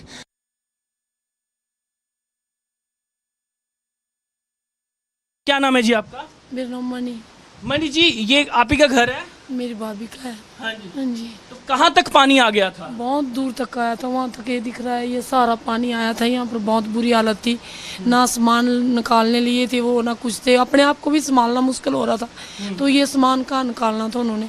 बहुत बुरी हालत थी। परसों तो कोई यहाँ के कोई मीडिया वाले कोई नहीं आया था, ये कल से सारे आप लोग आए, अभी भी देखो आप आए हैं, तो आपने हमारे को पूछताछ की है। तो यहाँ पानी कितना भरा हुआ था? घर की छत तक पानी था ऊपरली मंजिल तक था पानी। हाँ जी, बहुत बुरी हालत थी। तो कितने लोग रहते थे इस घर में? इस घर में कम से कम 10 लोग हैं। तो सब सेफली निकल गए? जी सेफ हैं, किसी को जानलेवा ऐसे कुछ नहीं होया है, और सब सेफ हैं, और ये घर का ही है बस, और कुछ नहीं है। मैं तो यही शुक्र मनाती हूँ कि किसी को जान के लिए कुछ नहीं होया है।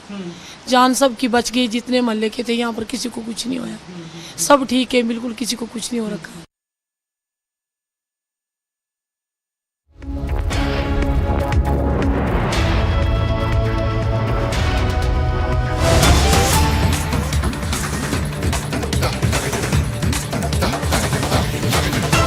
भूमि में थैंक्स टू टीएमसी जिस प्रकार की हिंसा हो रही है वो अपने आप में अप्रत्याशित है। इससे पहले कभी इस प्रकार की हिंसा न हमने कभी देखा था न किसी चुनाव में सुना था। चुनाव और हिंसा आज बंगाल में पर्यायवाची शब्द बने हुए हैं और बंगाल में ये कोई पहली बार हो रहा हो ऐसा विषय भी नहीं है। इस बार के पंचायत के चुनाव जो कि अभी 8 जुलाई को संपन्न हुए, आज काउंटिंग चल रहा है। आज अखबारों में हर जगह ये खबर छपी है कि लगभग 45 लोग आज तक, जब से नॉमिनेशन आरंभ हुआ है और काउंटिंग अभी चल रहा है, लगभग 45 लोगों की हत्या की जा चुकी है। 45 people have died as of today as far as the panchayat elections of 2023 in West Bengal is concerned. आप याद करिए, इससे पहले के असेंबली चुनाव 2021 में लगभग 52 लोगों की, 52 लोगों की हत्या हुई थी। 52 people had died in the assembly elections during Bengal. 2018 के पंचायत के चुनाव में 23 लोगों की हत्या हुई थी, चुनावी हत्या। और उससे पहले 2013 के बंगाल के पंचायत के चुनाव में 15 लोगों की हत्या हुई थी।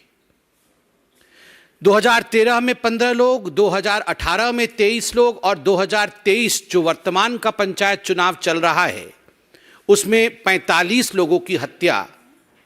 उत्तरोत्तर दिन प्रतिदिन लोकतंत्र किस प्रकार दम तोड़ रहा है बंगाल में, यह आपके सामने पेश है, संख्यावत पेश है। बंधुगण, केवल हत्याएं नहीं, आप अगर अखबार पढ़ेंगे तो जिन शब्दों का प्रयोग सर्वाधिक किया गया है बंगाल के पंचायत के चुनावों को लेकर, वो शब्द है फायरिंग, गोलीबारी, बॉम्बिंग, बमबारी, बोगस वोटिंग, रिगिंग, मतपेटियों का जलाना, मतपेटियों को फेंकना। कोई तालाब में फेंक रहा है मतपेटियों को, तो कोई वोट रिगिंग करके किस प्रकार से जीता जा सकता है, टीएमसी उस प्रयत्न में, उस यत्न में लगी है। जिस डेमोक्रेसी में, जिस लोकतंत्र में फायरिंग, बॉम्बिंग, हत्या, रिगिंग ऐसे शब्दों का प्रयोग होता है, उस लोकतंत्र का क्या वजूद है, आप जरा सोच के देखिए। बंधुगण, आप सभी जानते हैं कि जहां तक भारतीय जनता पार्टी का सवाल है, हमने लगभग 6000 पोलिंग बूथों पे रीपोलिंग का डिमांड किया था। इस कदर एक बायसनेस के साथ ये पोलिंग हुई है। आप सबने सुना था सुप्रीम कोर्ट और हाई कोर्ट ने क्या कहा था। सुप्रीम कोर्ट ने ताकीद किया था राज्य सरकार को कि आप सही तरीके से तटस्थ होकर केंद्रीय बल के साथ, सेंट्रल फोर्सेस के साथ चुनाव कराइए। सेंट्रल फोर्सेस तो गई, मगर डिप्लॉयमेंट जो सेंट्रल फोर्सेस के हुए उनका ठीक तरह से डिप्लॉयमेंट राज्य की सरकार ने नहीं किया। जो सेंसिटिव बूथ होती है उनकी संख्या छुपाई गई, सेंसिटिव बूथ का डाटा दिया नहीं गया। सेंट्रल फोर्सेस के होने के बावजूद 45 लोगों की हत्या, यह दिखाता है कि राज्य सरकार किस प्रकार से एक प्रायोजित रूप से इन हत्याओं को अंजाम दे रही थी। यह एक स्टेट स्पॉन्सर्ड मर्डर है। ये जितने लोग मारे गए हैं यह प्रायोजित है। This is not accidental, this is state sponsored murder of democracy in West Bengal. और केवल राजनीतिक पार्टी ही स्पॉन्सर कर रही है ऐसा नहीं है। इंस्टीट्यूशनलाइजेशन, संस्थागत मर्डर है, अर्थात इसमें पुलिस प्रशासन से लेकर जो डिस्ट्रिक्ट अधिकारी होते हैं और जो प्रशासनिक अधिकारी होते हैं वह सब सम्मिलित हैं। एक तरह से सबके मिली भगत से ये स्टेट स्पॉन्सर्ड इंस्टीट्यूशनलाइज्ड मर्डर आज वेस्ट बंगाल में हो रहा है। आप सोच के देखिए, 21वीं शताब्दी में भारतवर्ष बैठा हुआ है। मैं भी सोशल मीडिया में हूं, आप भी सोशल मीडिया में हैं। आजकल कुछ छुपता नहीं है। जब हम सोशल मीडिया और फेसबुक में देखते हैं एक के ऊपर एक लद करके डेड बॉडियों को ट्रक से या बस से उतारा जा रहा है और स्ट्रेचर्स में डाला जा रहा है, किसी के हाथ मुड़े हुए हैं, किसी के पांव मुड़े हुए हैं, और ये किसी एक्सीडेंट का सीन नहीं है, यह कोई दुर्घटना का दृश्य नहीं है, यह मर्डर है, ब्लेटेंट मर्डर।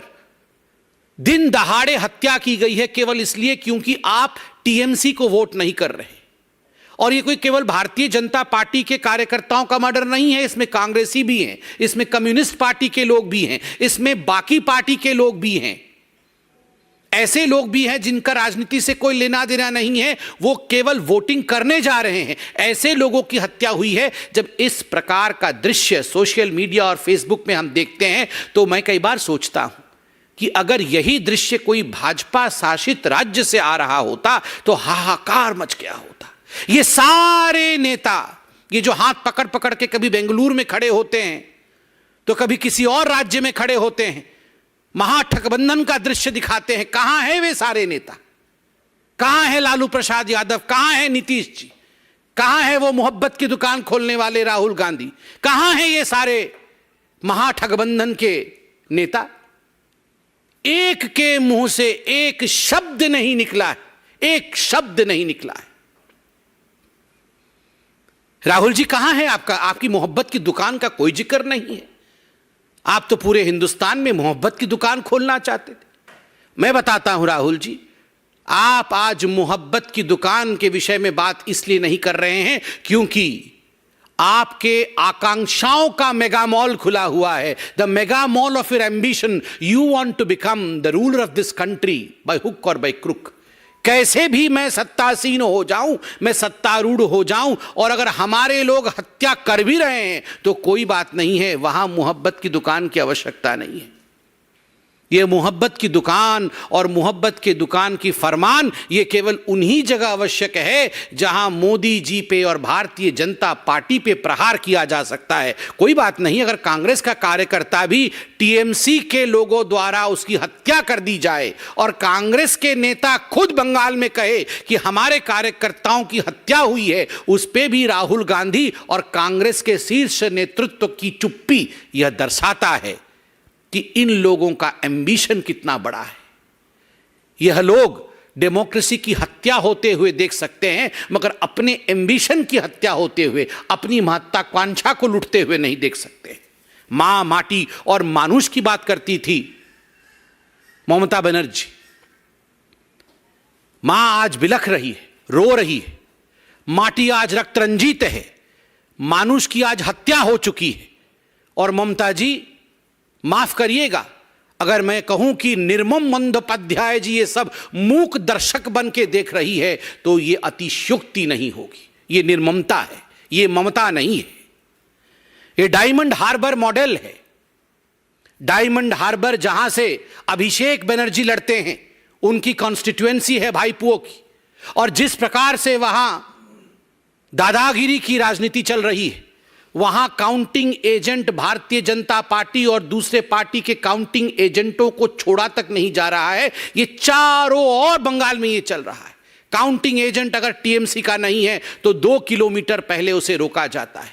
जिस दिन नॉमिनेशन भरने जाता है किसी और पार्टी का कार्यकर्ता, पहले उसे मारा जाता है, डराया जाता है, धमकाया जाता है। फिर भी अगर नॉमिनेशन भर देता है तो उसके लोगों की हत्या की जाती है। फिर भी अगर इलेक्शन हो जाता है तो काउंटिंग डे के दिन काउंटिंग एजेंट को वहां घुसने नहीं दिया जाता है। रिगिंग करने की कोशिश होती है, बम फेंकने की कोशिश होती है, और उसके बाद भी अगर हो जाता है तो किस कदर वहां दंगा की जाती है कि आज हेमंत बिश्व शर्मा जी ने भी ट्वीट करके बताया है कि कई हजार लोग बंगाल छोड़ के आज शरण में हैं आसाम में।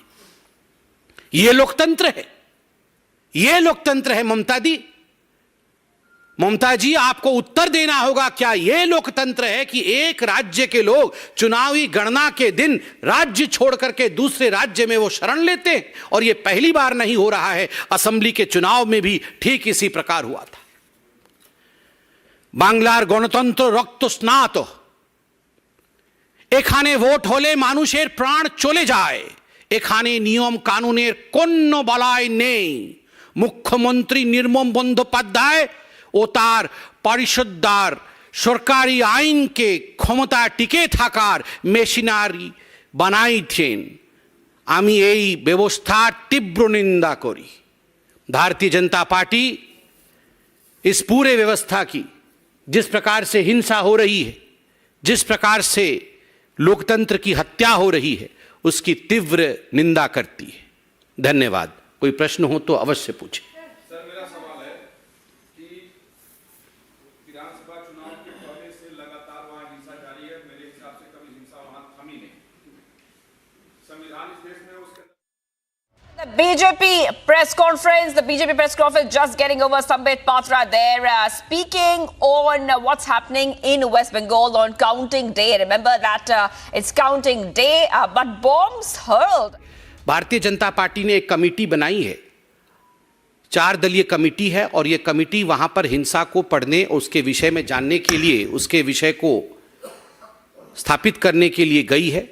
केंद्र सरकार भी, हमने देखा है न्यूज़ के माध्यम से, गृह मंत्रालय ने रिपोर्ट भी मांगी है। तो स्वाभाविक रूप से इन सब विषयों का आकलन करने के बाद जो भी उचित कदम होगा सरकार व पार्टी उठाएगी। कोर्ट में भी विषय गया हुआ है, इसके विषय में भी आप जानते हैं।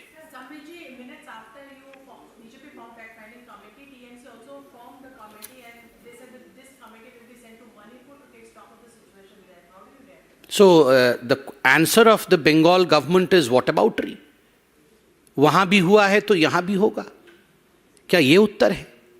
52 लोगों का मर जाना असेंबली इलेक्शन में, 45 लोगों की मृत्यु पंचायत के इस बार के चुनाव में। शर्म से जहां हम सबको सर झुका लेना चाहिए, वहां वॉटअबाउटरी हो रही है कि वहां भी हुआ था तो क्या हो गया, यहां भी होगा। मुझे लगता है ये बहुत शर्मनाक स्टेटमेंट है बंगाल के टीएमसी पार्टी द्वारा। उनको क्षमा मांगनी चाहिए। Yes ma'am.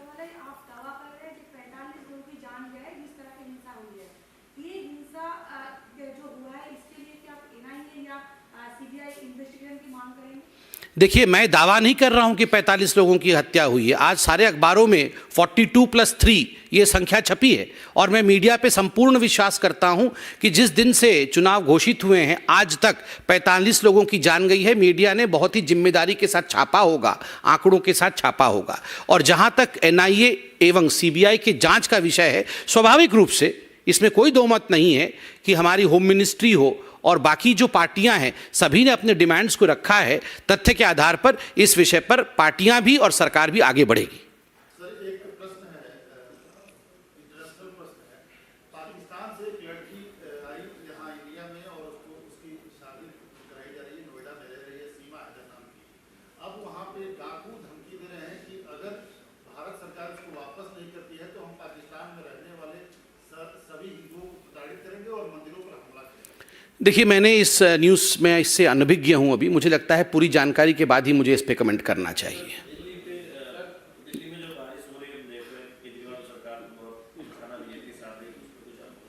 नहीं, स्वाभाविक रूप से बारिश हो चाहे दिल्ली में कुछ भी हो, केजरीवाल सरकार और उनका एक रवैया रहता है कि दूसरों के कंधे के ऊपर जिम्मेदारी डाल देना और राजनीति करना।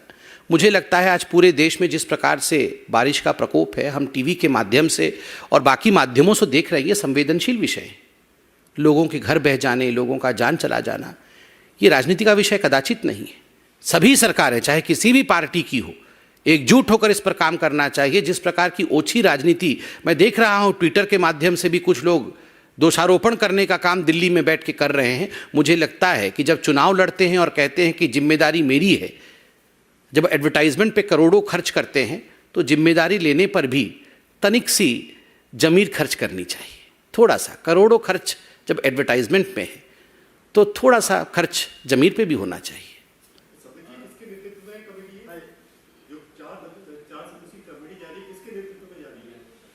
नहीं, वो कमेटी आपको पूरा पेपर दिया गया है।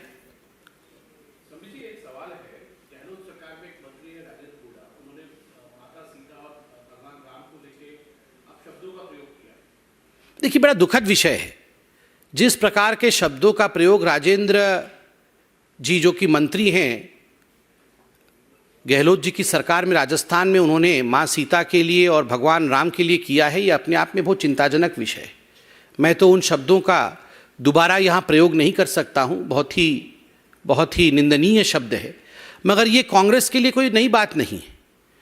जिस पार्टी की अध्यक्षा, पूर्व अध्यक्षा आदरणीय सोनिया जी का मानना है कि भगवान राम का अस्तित्व ही नहीं है, भगवान राम काल्पनिक है और इस पे उन्होंने सुप्रीम कोर्ट में एफिडेविट दिया, तो स्वाभाविक रूप से माँ सीता के विषय में इस प्रकार की अभद्र टिप्पणी करना तो वो उनके स्वभाव में, उन्होंने अपने स्वभावगत आचरण किया है जो कि निंदनीय है। धन्यवाद।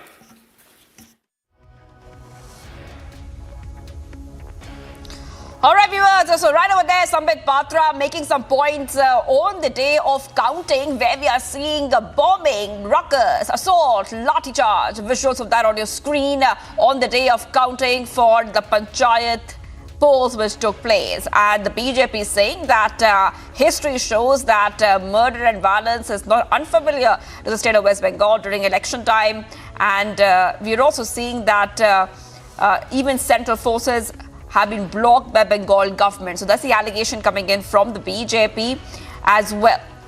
And also, the BJP saying that Congress leaders have been killed, but Rahul Gandhi has been tight-lipped, and also adding that ambition comes first and not democracy for the Congress. So these statements being made as of now by the BJP. And let's tell you what happened a short while back. We have seen as the counting of votes for West Bengal Panchayat polls has already started today from 8 a.m. onwards. We are seeing that a bomb was hurled at Diamond Harbour. Let's go to Shravan Sen, who's joining us right now from Bangor. From Bangor. Now, Bangor is one of the places where has seen some violence. Shravan, you're right over there. Take us through what's happening.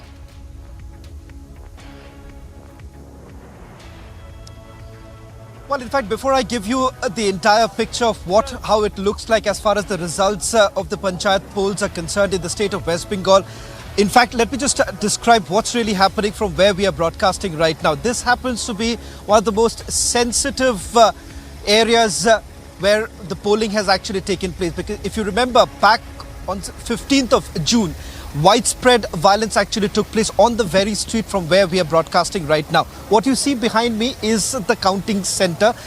These are glimpses of what you were seeing from almost every other counting center where the rapid action force has also been deployed, which is part of the West Bengal police. Apart from that, remember, there are also what we spotted a short while back, the presence of the paramilitary force, the CAPF being also deployed. In fact, the State Election Commission has made an assurance that every counting center in the state of West Bengal, which is roughly about over 300 counting centers that spread across various districts of the state where the counting is taking place, there is a presence of the paramilitary force. Having said that, this has been countered by the locals and some of the polling agents of different political parties who are once again raising this question whether at all there is a presence of paramilitary in most of the polling centers. Now, moving to what's really happening in this very area. Why am I saying this happens to be one of the most sensitive areas? In fact, large-scale violence has actually taken place between two political parties. Let me show the two political parties and their flags. What you see right now, here the fight is between the ISF. Remember, it's a newly formed political party which is actually challenging the Trinamool Congress. And we saw a short while back, Trinamool Congress's strongman Arabul Islam, who was inside here. He just left a short while back without really speaking to the media. He's the same very person who essentially said that this election is all about carrying out in a peaceful manner, because if they had to actually indulge in any sort of violence, then there would have been complete bloodbath. We're talking about the same very leader, Arabul Islam, who was here. He left a short while back. Now, talking about Bangor itself, we are at the Bangor 2 constituency, which over 218 seats that you're looking at. But a large number of the seats have also gone uncontested. What does this mean? The opposition parties have been alleging that the Trinamool Congress has been threatening the candidates, and that is the reason why some of these places, some of these seats have gone uncontested. For instance, in Bhogali itself, where there are about 18 seats, roughly about 12 seats have already gone uncontested, which means a total of 8 is left. We are given to understand as far the counting goes, in that very seat, 4 has actually gone to the ISF, and the rest have actually gone to Trinamool Congress. The fight in this particular constituency, essentially in this particular area, is between the ISF and the Trinamool Congress. And the Trinamool Congress essentially saying that it is the united opposition here, which is the ISF, of course, with the CPM and the Congress too. Remember, in the previous Panchayat polls, they had come together. But this time, what the Trinamool Congress is saying, that there is a narrative that has been built, this narrative of large-scale violence violence that has taken place. It's unprecedented. You're looking at about 40 deaths that have taken place from the time the polling was announced in the month of June itself. In closer to the nominations, we saw there was large-scale violence that actually took place in most of the districts. Some of the worst affected areas happens to be in Murshidabad, of course in Kuch Bihar, even in North Dinajpur and Nodia. These are the places from where we've seen large-scale violence actually taking place, deaths that have actually taken place. Questions have been asked to the Trinamool Congress as to who exactly is responsible for that. They say that large number of their own workers have been killed in the violence that has taken place, and it is the failure of the State Election Commission. If you go by what the opposition parties have to say, the opposition parties say that it is the Trinamool Congress which has been completely cornered, and that is the reason why they are now indulging in large-scale violence. But the question still remains. There is someone who needs to be held accountable for the deaths that have taken place, because unprecedented images on 8th of June where ballot boxes were stolen, then you have ballot papers which were set ablaze. So all that put together, remember, this election, can it at all be called fair, free and fair as what should have been for the hallmark of any election?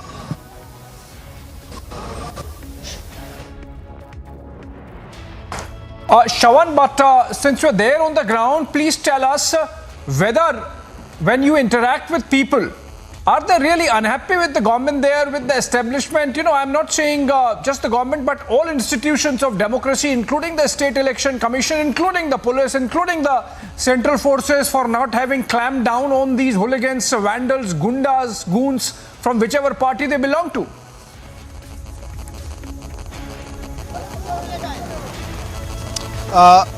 Well, Abhishek, while I answer your question, just making a little bit of movement because suddenly there's a lot, it's pouring here. We'll just try and move to another location and try and answer that question to you. Of course, one aspect that I want to tell you, Abhishek, that whether at all, they are unhappy with the government here. I've not had the time to really interact with a lot of people here to get you a sense. But as I was actually traveling from the airport all the way to this very constituency, and one of the primary reason why I decided that I should be here, because this is considered to be one of the most sensitive areas of all the other districts, be it in Murshidabad or Kuch Bihar. The number of deaths that have taken place, 3 deaths had taken place on 15th of June. Remember, it is the same very place that the governor had visited on 16th of June. And of course, the fact that even today, the governor had basically said that they would be meeting the people who have been affected, the violence in this violence hit area. Answering your question, remember, as far as the Trinamool Congress is concerned, the Trinamool Congress essentially says that it is their initiatives that have been, the schemes that have been dedicated to the farmers, because remember, this is largely a rural state, and the reason why they say that a lot of the schemes have been dedicated only for them, and they believe that has given them dividend. The reason why they are basically focusing on that, or the argument that they have put forth, remember, they came to power on that very note. Remember, these elections, the Panchayat elections, are largely considered to be the precursor to the Lok Sabha elections.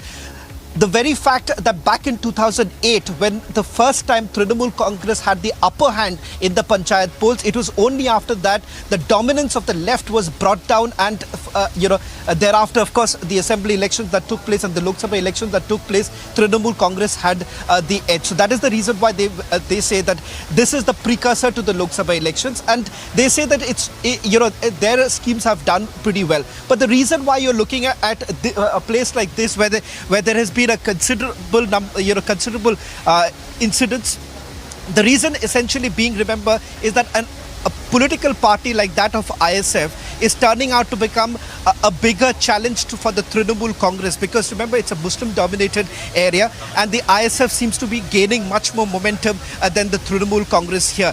The very fact that their legislator from here, Naushad, has clearly stated that the Trinamool Congress has basically failed to look after the interests of the people of this very constituency. Naushad happens to be the lone legislator of the ISF from Bangor constituency. He's taken on stalwarts of the Trinamool Congress from this and also the Canning area, which is the nearby area.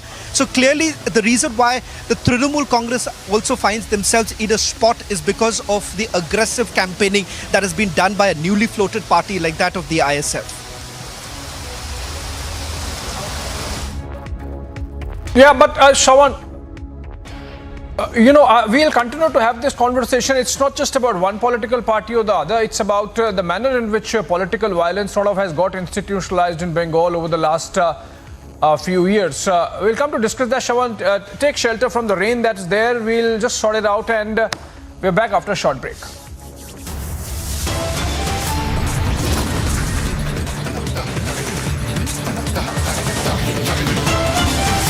Amity School of Communication has been ranked among India's top 5 mass comm institutes for the last 3 years by India Today, a testimony to its most high-tech studios, senior professionals as faculty and placements in leading media organizations. To apply, visit amity.edu.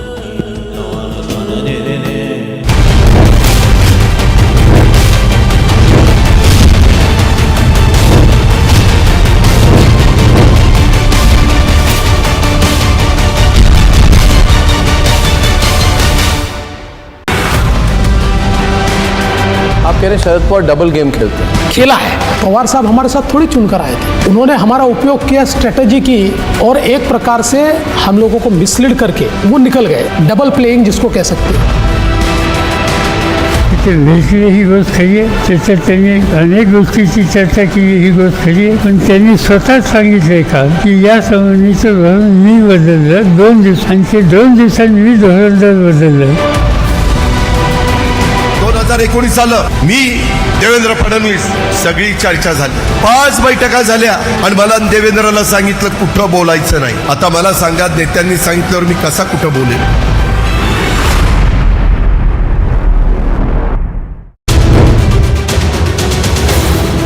I have seen many things. I have made an assessment.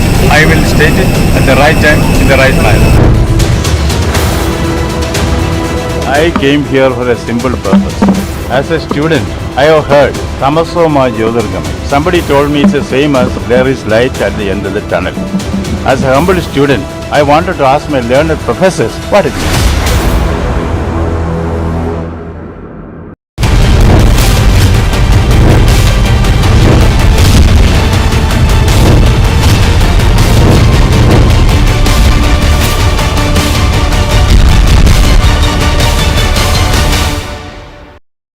We are in the Fatukotli area that falls in the Garkhal area of the Aknoor. The mighty Chenab that is flowing above the alert mark, and that is something that has caused a massive havoc in the area. This was a house with an entrance, but this has now totally been submerged in the water and the mud that has come in.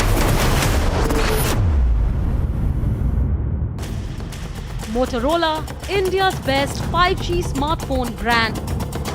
A look at the top stories making headlines at this hour. No end to violence in West Bengal. Counting day marred with violence. Bombs, violence and clashes all across West Bengal as counting gets underway. Face off over monk murder in Karnataka. BJP constitutes the fact-finding committee. 18 lives lost, over 300 tourists stranded, and only in the last 2 days in Himachal Pradesh. Incessant rainfall continues to lash North India. No relief yet for the citizens of Delhi NCR. All right, getting in a lead in the Jain monk murder case coming in from Karnataka's Belagavi. Now, BJP has formed a fact-finding committee into the matter now. This comes even as the BJP continues to demand a CBI inquiry into the case. And you can see the visuals there. There's anger.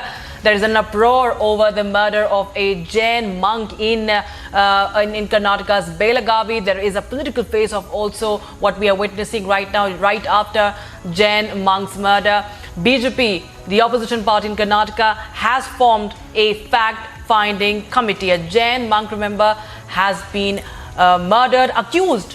In the middle, you can see that middle window, has been arrested. He is the accused. Narayan Bassappa Maddi is the accused in the Jain monk murder case. He has been arrested, and now what we are seeing is that there are protests. You can see to the right of your screens, there is anger over the Jain monk's murder.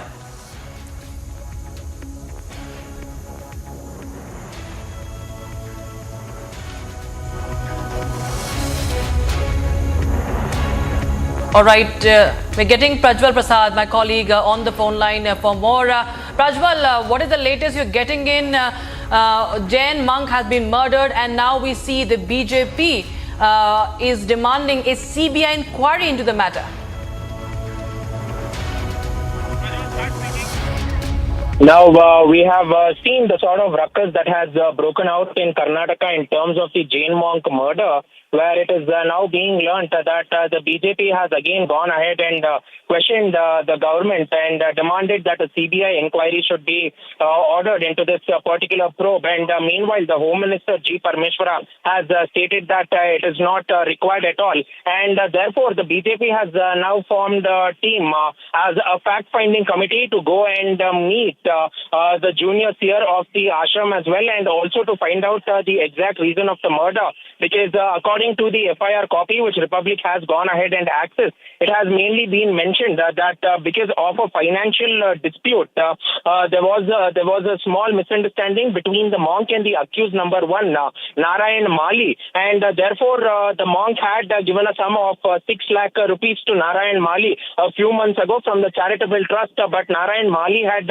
refused to return it, and therefore the seer was, the Kamaraja Nandi Maharaj was going ahead and mounting pressure on the accused to go ahead and pay up the money, and therefore once the seer went missing on Thursday, which was the 6th of July, a complaint was lodged by one of the trustees stating that the monk was missing as well. And in the course of the investigations now, the police have gone ahead and learnt that the Swamiji was tortured. He was given electric shocks as well, and later he was cut into pieces, and the accused number one, Narayan Mali, with the help of Hassan Dalayat, who is the accused number two, transported the body 30 kilometers away from the ashram at Raibagh in Chikodi and dumped the pieces of the body in a defunct borewell, and also had covered sand on it completely to mislead the investigations. But later the cops on Saturday, that is on the 9th of July, have gone ahead and found out that it was Narayan who was responsible for this as well,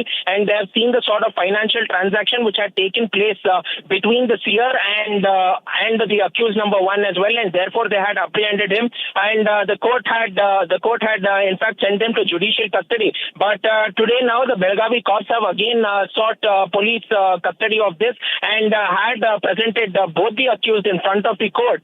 But as of now, the court had instructed the cops to go ahead and take the accused on a medical test, and therefore they are undergoing treatment at a hospital as well, and the cops have sought 14 days custody to go ahead and conduct complete investigations into this particular case as well, apart from which 11 people have already been detained regarding the murder of the Jain monk, and therefore all of them are also being questioned as well, but none of their names have come up in the FIR too, and the cops have stated that further collections and leads and investigations will be done, and only then a complete charge sheet will be filed. All right, so thank you so much, Prajwal, for joining us with all those details on that story. Remember, viewers, there's a brutal murder being reported from Karnataka's Belagavi, where a Jain monk has been murdered. Accused has been arrested. What we understand so far is that it is the reason behind the murder seems to be a financial dispute, but we will of course keep a track on all the developments and updates coming in as far as that case is concerned. But right now, let's move on to some other stories. Motorola, India's best 5G smartphone brand. Heavy rains caused waterlogging in several villages of Karnal. Residents in the locality face problems due to extreme waterlogging. Incessant rainfall from the past few days in Ambala has left the residential areas of the city waterlogged as the Ghaggar River swells and overflows. Shalimar Colony, Hira Nagar, Ashok Vihar and several other residential colonies are now flooded. Heavy rain lashes Madurai district. More than 20 trees uprooted, vehicles damaged in various parts of the district. Commuters were seen facing difficulties. There was, however, no loss of life has been reported in the incident. The water level of the Yamuna at the old railway bridge reached the danger mark and was recorded at 206.04 millimeters at 11 p.m. last night. An orange alert has been issued.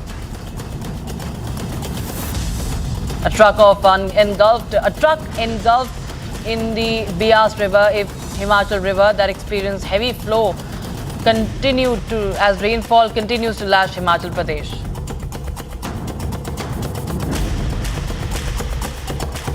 Visuals emerged of a flash flood hitting the Mandi district of Himachal Pradesh. Amid incessant rainfall lashing the hill state, Solan received 135 millimeters of rain, breaking a 50-year-old record of 105 millimeters of rain in a day in 1971. A portion of a flyover in Panchkula was washed away due to heavy rainfall in the city. Cracks were also seen at many places on the road.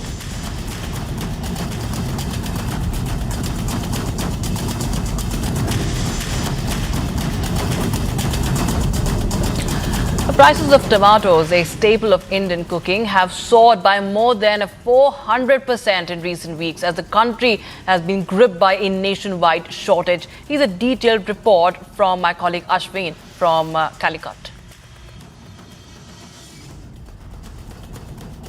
All over India, the biggest news story that is doing rounds in the markets are the prices of tomatoes. I am right now at the famous Palaya market in Kozhikode city, where the tomatoes price have definitely been increased. But however, the traders over here say there has been a small decrease. However, let's hear from one of the wholesale traders over here what he has to say. So, आपको क्या लगता है अभी कम हो गया कि नहीं? अभी थोड़ा कम लग रहा है क्योंकि कल एक बॉक्स का 2500 रुपये था, आज इसमें 200 रुपये कम लगा है। तो क्योंकि बारिश में उधर सामान बहुत कम है, इधर इसलिए आने का थोड़ा खर्चा है, इसलिए ज़्यादा है। अभी सामान थोड़ा ज़्यादा हो गया, अभी कल से कम हो जाएगा। अभी केरला में है सो थोड़ा सस्ता है, उत्तर इंडिया में सब 250 रुपया लग रहा है 1 kg का, इधर 80 रुपया 85 रुपया है। 2 दिन पहले 100 रुपया था, आज से थोड़ा कम लग रहा है tomato. So I just want to show you across this market. This is one of the buzzing markets in Calicut. Tomato prices are increasing. നിങ്ങൾ എത്ര രൂപയ്ക്കാണ് വിൽക്കുന്നത്? 90 രൂപ. So he is selling it for 90 rupees. Now this is the market which is selling this commodity for 80 to 90 rupees. But outside the market, in the retail market, when it comes, today when I checked, in the supermarkets, this costs about 100 to 125 rupees. Now this is the wholesale market. As you can see behind me also, there are like these cartons of tomatoes which have been kept over here. Now what the wholesale trader actually said was these cartons are now selling for 2,500 rupees. There has been a decrease in about 180 rupees in this price since yesterday. There has been a small decrease. However, this price is a matter of concern as the tomatoes price has definitely caused much inconveniences to the middle class in India. Ashwin Nandakumar for Republic TV from Calicut. Time for a short break, viewers, but on the other side, we get you all the latest from West Bengal as bombs, violence and clashes continue in West Bengal. Counting gets underway.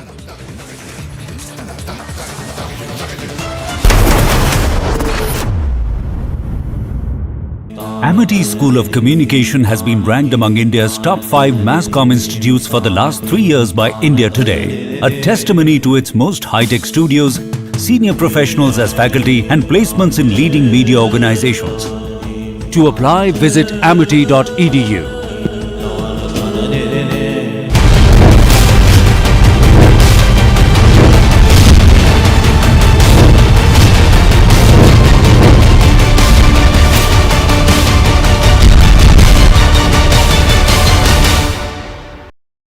We are in the Fatu Kotli area that falls in the Garhwal area of the Akhnur. The mighty Chenab that is flowing above the alert mark, and that is something that has caused a massive havoc in the area. This was a house with an entrance, but this has now totally been submerged in the water and the mud that has come inside this. The situation in Himachal is extremely tense. Villages and tourist places has been disconnected due to the heavy rainfall and flash flood. River Beas has crossed the danger mark. That is the reason the Beas is entirely affecting Mandi, Kullu, Manali. The water flow is extremely in a very speed and damaging the bridges and all the way whatever is coming into the way of this water.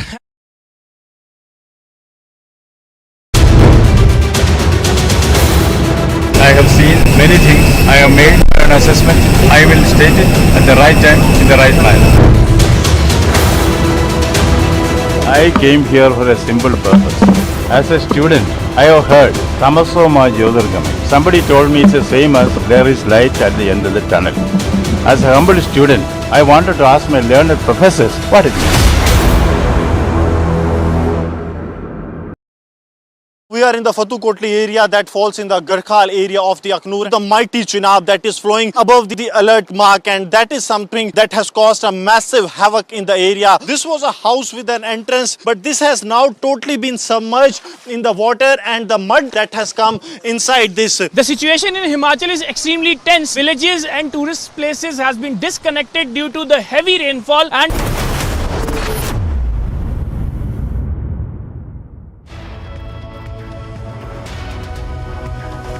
Welcome back. The water level in Yamuna River has touched 206.24 meters, just slightly above the danger mark, triggering an orange alert.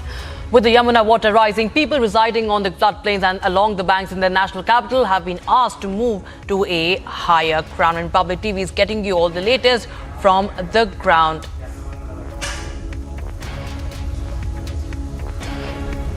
Well, at this point in time, I'm reporting from the Old Delhi area of the national capital. Let me give you the sense. This is called the Old Loha Bridge of the national capital. First, let me give you the sense, because this is over the river bank of Yamuna. If we talk about this particular bridge, first let me give you the sense from this particular bridge. Then this has been already closed. Above this bridge is the railway track, where the railway traffic also has been closed. Other than that, you can clearly see this particular roads for the commuters also have been blocked, and no traffic movement is allowed over here. There you can see the barricading which has been done by the police, by the administration, to stop any kind of movement over this particular bridge. Let me also give you the sense from this particular area. When we are talking about this particular bridge, then let me tell you the watermark has already crossed the danger level. That's something what we have been told. But there are people who are residing under this bridge. As you can see the condition, what exactly is happening. We were just talking to the SDM office people who are over here, who are into the process of evacuation, because the mark has already crossed 206, and after 206 the indication is to evacuate the people. So what we have been told on my right is the preparation which is going on for the tents, where this is going to be the tents which is going to be built up by the administration to evacuate these people. As you can see the condition over here on the ground, this is under the bridge from where I am reporting. The water level, if we talk about the Yamuna bank, then this is after this bridge. When we cross this bridge which connect you towards Shastra, this is also called Shastri Park area of the Old Delhi from where I am reporting, and this is Old Loha Bridge, famous in the national capital. This is a very busy road, but if we talk about the situation on the ground, then let me show you the reality on the ground over here. We are seeing some of the people. Will try and talk to them what exactly they have been told, what exactly they are up to. As you can see, the water going inside the houses who are residing over here. I'll ask my video journalist to give you a sense from this particular house.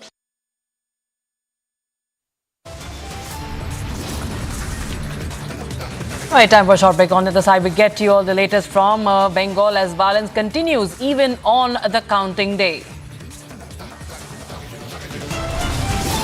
And face off over a monk's murder, a Jain monk's murder in Karnataka. BJP constitutes a fact-finding committee. We get you all the details and other stories on the other side. Don't go anywhere.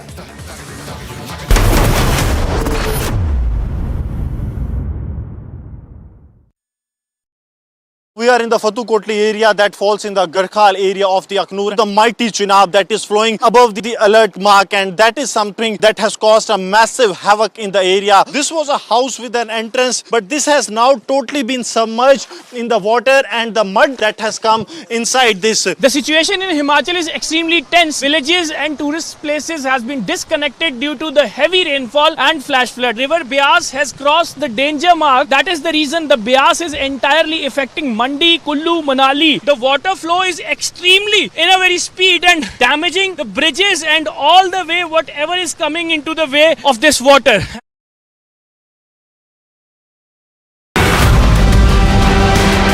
आप कह रहे हैं Sharad Pawar double game खेलते हैं। खेला है। पवार साहब हमारे साथ थोड़ी चुनकर आए थे, उन्होंने हमारा उपयोग किया, स्ट्रेटेजी की, और एक प्रकार से हम लोगों को मिसलीड करके वो निकल गए। डबल प्लेइंग जिसको कह सकते हैं। भेटले ही गोष्ट खरी आहे. त्याच्यात त्यांनी अनेक गोष्टीची चर्चा केली, ही गोष्ट खरी आहे. पण त्यांनी स्वतःच सांगितलंय का की या संबंधीचं धोरण मी बदललं 2 दिवसांचे 2 दिवसांनी मी धोरण बदललं. 2019 सालं मी देवेंद्र फडणवीस सगळी चर्चा झाली, 5 बैठका झाल्या आणि मला देवेंद्रला सांगितलं कुठं बोलायचं नाही. आता मला सांगा, नेत्यांनी सांगितल्यावर मी कसा कुठं बोलेन?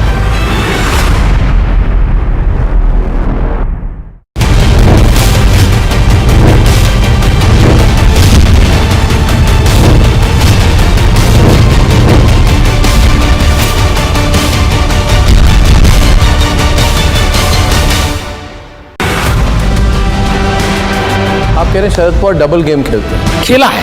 पवार साहब हमारे साथ थोड़ी चुनकर आए थे. उन्होंने हमारा उपयोग किया, स्ट्रेटजी की, और एक प्रकार से हम लोगों को मिसलीड करके वो निकल गए. डबल प्लेइंग जिसको कह सकते हैं. भेटले ही गोष्ट खरी आहे.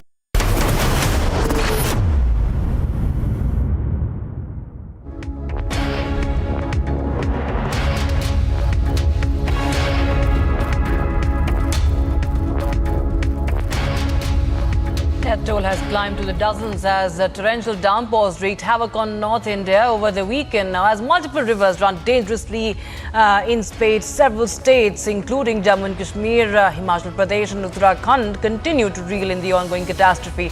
In fact, in Himachal Pradesh alone, 18 lives have been lost, over 300 tourists stranded, and only all this in the last 2 days.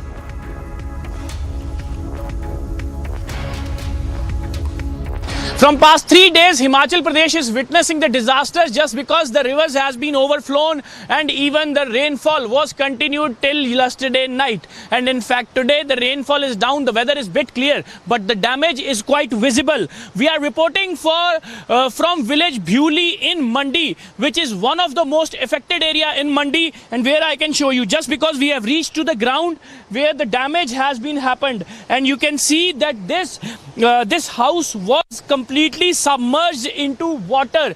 Beas River has crossed its danger level and water entered into these houses and reached up to the roof. And the visible picture is that how this wood has been entered inside the house and water was completely floating. The house is entirely damaged, and in fact the people have been rescued. Yesterday we are reporting from that side of the river and showing you the visuals that how the houses has been submerged into the Beas River and completely deplaced each and every thing in this Himachal Pradesh. And today we have managed to reach to this side of the river, which is the most affected area, where the Beas has created so much damage. And even we will try to show you inside the house of this house has been completely damaged, and in fact the people have been rescued. And though the situation is entirely grim, though the weather is bit clear here, but still the situation is very much panic. People have been taken into the relief camps, but you can see this is one of the entrances of the house from where I am trying to enter, and you can see this is the common lobby of the house, which is now completely occupied by this wood. And you can see the visuals of inside the house. It has been completely damaged, washed away some of the rooms, and mud slinging inside the rooms here.